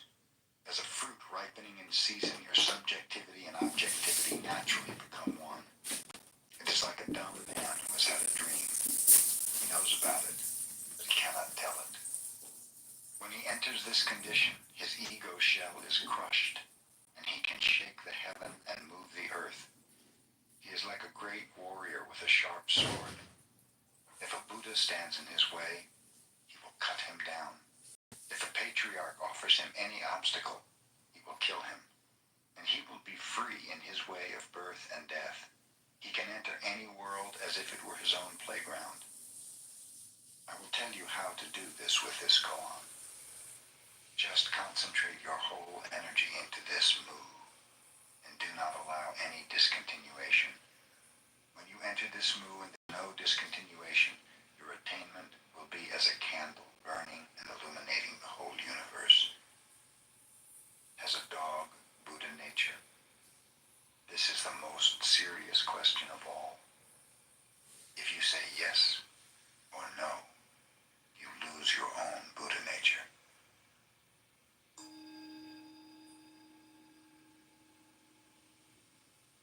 Once when Hyakujo delivered some Zen lectures, an old man attended them, unseen by the monks. At the end of each talk, when the monks left, so did he. But one day he remained after they had gone, and Hyakujo asked him, "Who are you?" The old man replied, "I am not a human being, but I was a human being when the Kashyapa Buddha preached in this world. I was a Zen master and lived on this mountain. At that time, one of my students asked me whether or not the enlightened man is subject to the law of causation. I answered him, the enlightened man is not subject to the law of causation." For this answer evidencing a clinging to absoluteness, I became a fox for 500 rebirths, and I am still a fox. Will you save me from this condition with your Zen words and let me get out of a fox's body? Now may I ask you, is the enlightened man subject to the law of causation? Hyakujo said, the enlightened man is one with the law of causation. At the words of Hyakujo, the old man was enlightened. I am emancipated, he said, paying homage with a deep bow. I am no more a fox, but I have to leave my body in my dwelling place behind this mountain. Please perform my funeral as a monk. Then he disappeared. The next day, Hyakujo gave an order through the chief monk to prepare to attend the funeral of a monk. No one was sick in the infirmary, wondered the monks. What does our teacher mean? After dinner, Hyakujo led the monks out and around the mountain. In a cave with his staff, he poked out the corpse of an old fox, and then performed the ceremony of cremation. That evening, Hyakujo gave a talk to the monks and told them this story about the law of causation. Obaku, upon hearing the story, asked Hyakujo, I understand that a long time ago, because a certain person gave a wrong Zen answer, he became a fox for 500 rebirths. Now I want to ask, if some modern master is asked many questions and he always gives the right answer, what will become of him? Hyakujo said, you come here near me and I will tell you. Obaku went near Hyakujo and slapped the teacher's face with his hand, for he knew this was the answer his teacher intended to give him. Hyakujo clapped his hands and laughed at this discernment. I thought a Persian had a red beard, he said, and now I know a Persian who has a red beard. Acorns gives me something to look forward to. I can invest for my future, save for tomorrow, and spend smarter today. All in one app. See the potential your future holds when you download Acorns.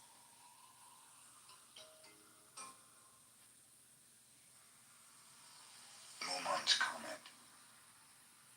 The enlightened man is not subject. How can this answer make the monk a fox? The enlightened man is one with the law of causation. How can this answer make the fox emancipated? To understand this clearly, one has to have just one eye. Controlled or not controlled. The same dice shows two faces. Not controlled or controlled. Both are a grievous error.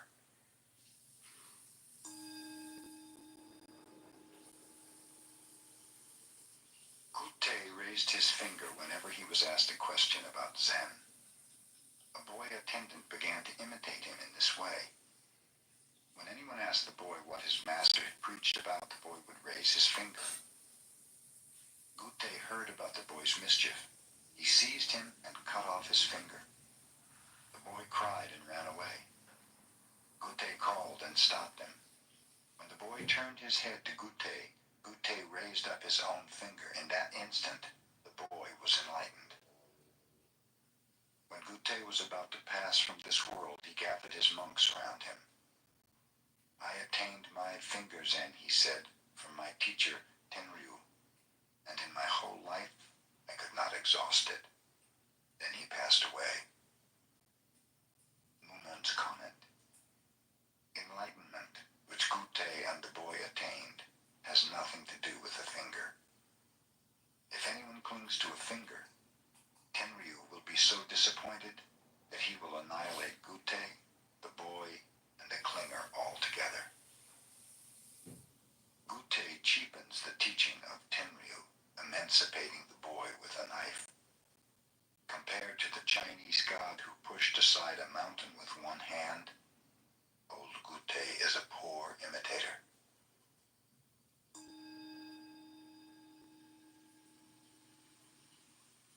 Kyogen said, Zen is like a man hanging in a tree by his teeth over a precipice. His hands grasp no branch, his feet rest on no limb, and under the tree another person asks him, why did Bodhidharma come to China from India? If the man in the tree does not answer, he fails. And if he does answer, he falls and loses his life. Now what shall he do? Mumon's comment. In such a predicament, the most talented eloquence is of no use. If you have memorized all the sutras, you cannot use them. When you can give the right answer, even though your past road was one of death, you open up a new road of life. But if you cannot answer, you should live ages hence and ask the future Buddha Maitreya. Kyogen is truly a fool, spreading that ego-killing poison that closes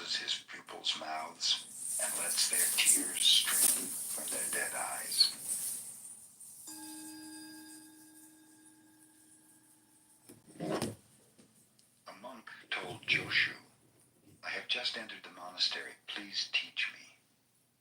Joshu asked, have you eaten your rice porridge?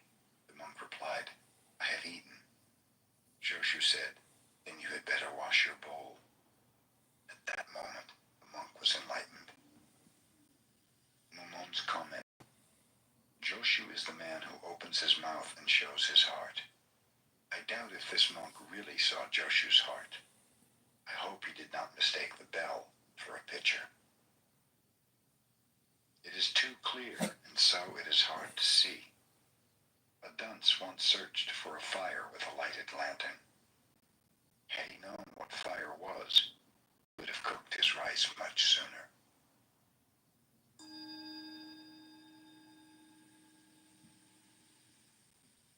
Getsuan said to his students, Keichu, the first wheel maker of China, made 2 wheels of 50 spokes each.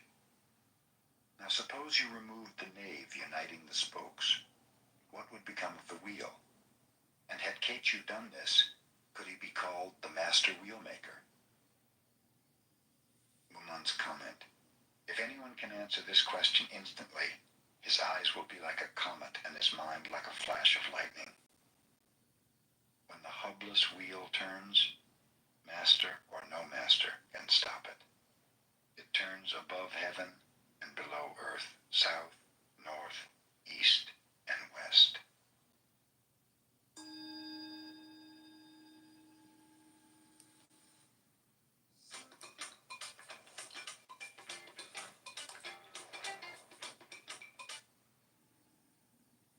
A monk asked Seijo, I understand that a Buddha who lived before recorded history sat in meditation for 10 cycles of existence and could not realize the highest truth, and so could not become fully emancipated.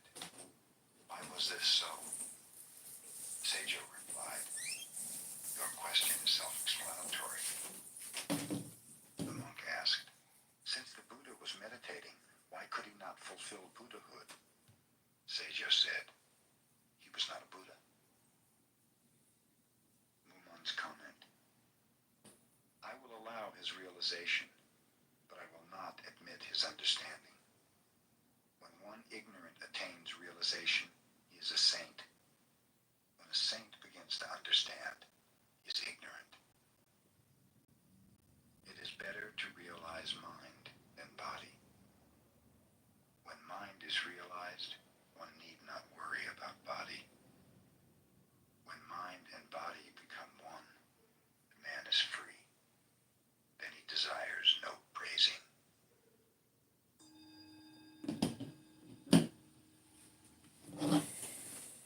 Joshu went to a place where a monk had retired to meditate and asked him, what is what? The monk raised his fist.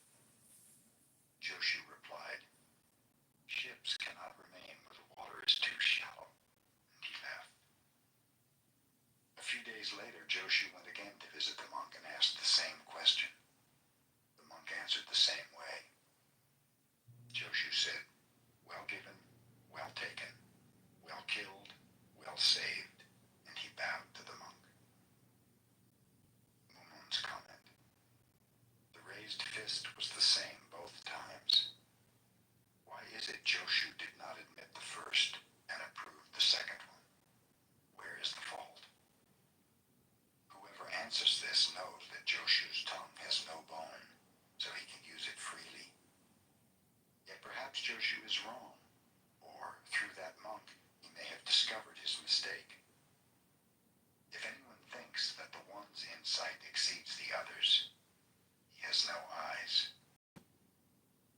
The light of the eyes is as a comet, and Zen's activity is as lightning. The sword that kills the man is the sword that saves the man.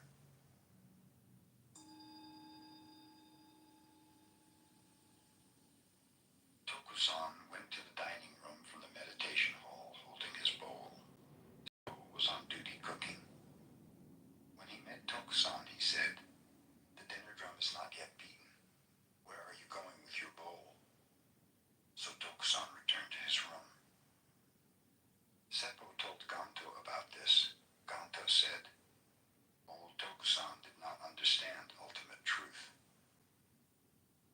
Tokusan heard of this remark and asked Ganto to come to him. I have heard, he said, you are not approving my Zen. Ganto admitted this indirectly. Tokusan said nothing. The next day, Tokusan delivered an entirely different kind of lecture to the monks. Ganto laughed and clapped his hands, saying, I see our old man understands ultimate truth indeed. None in China can surpass him. Mumon's comment. Speaking about ultimate truth, both Ganto and Tokusan did not even dream it. After all, they are dummies. Whoever understands the first truth should understand the ultimate truth. The last and first, are they not the same?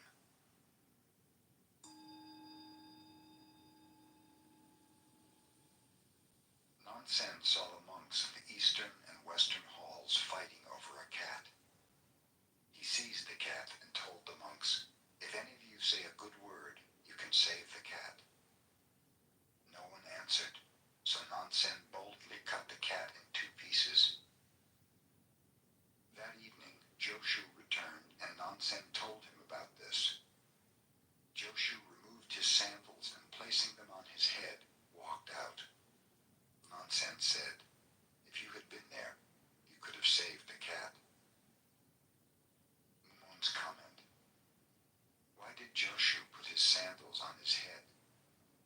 If anyone answers this question, he will understand exactly how Nansen enforced the edict. If not, he should watch his own head. If you want to get your name, phone number, and address off the internet, but want to handle the removals yourself, Optory's free opt-out guides are amazing. When you sign up for Optory's free scanning, you'll get a full picture of where your personal information is shared online. Had Joshu been there, he would have enforced the edict oppositely. Joshu snatches the sword, and Nansen begs for his life.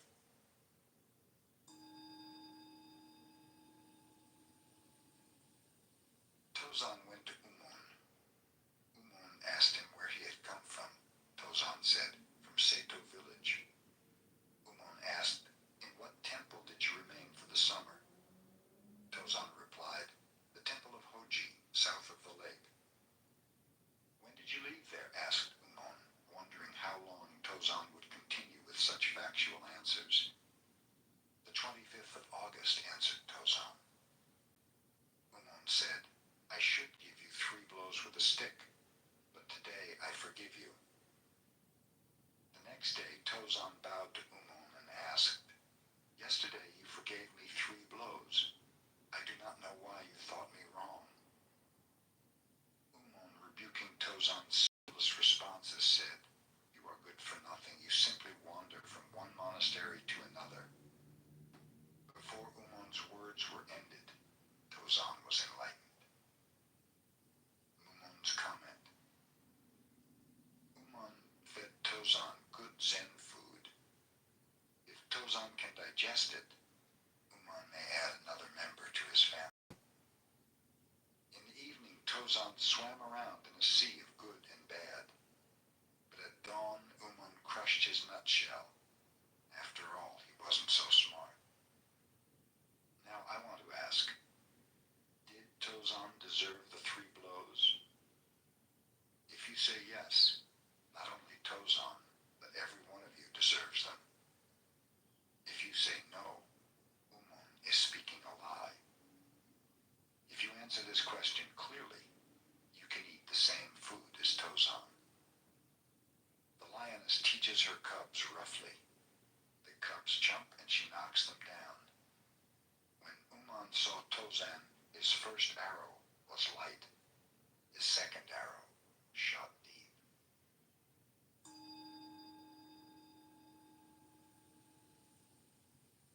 Umon asked, the world is such a wide world. Why do you answer a bell and don ceremonial robes? Umon's comment. When one studies Zen, one need not follow sound or color or form. Even though some have attained insight when hearing a voice or seeing a color.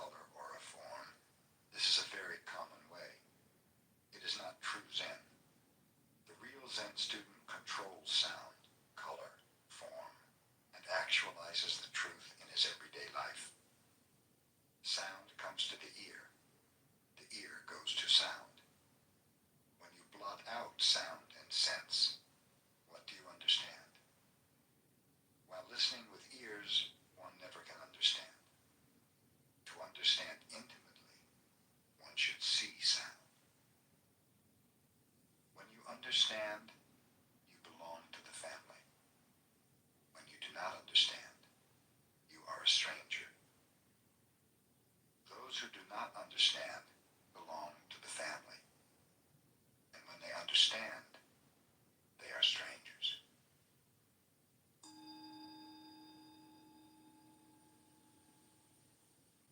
A monk asked Tozan when he was weighing some flax, "What is Buddha?" Tozan said, "This flax weighs 3 pounds." Mumon's comment, "Old Tozan Zen is like a clam. The minute the shell opens, you see the whole inside. However, I want to ask you, do you see the real Tozan? 3 pounds of flax in front of your nose, close enough, and mine is still closer. Whoever talks about affirmation and negation lives in the right and wrong region."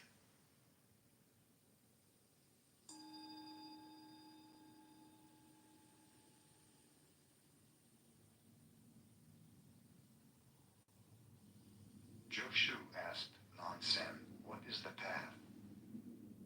Nansen said, "Everyday life is the path." Joshu asked, "Can it be studied?" Nansen said, "If you try to study, you will be far away from it." Joshu asked, "If I do not study, how can I know it is the path?" Nansen said, "The path does not belong to the perception world. Neither does it belong to the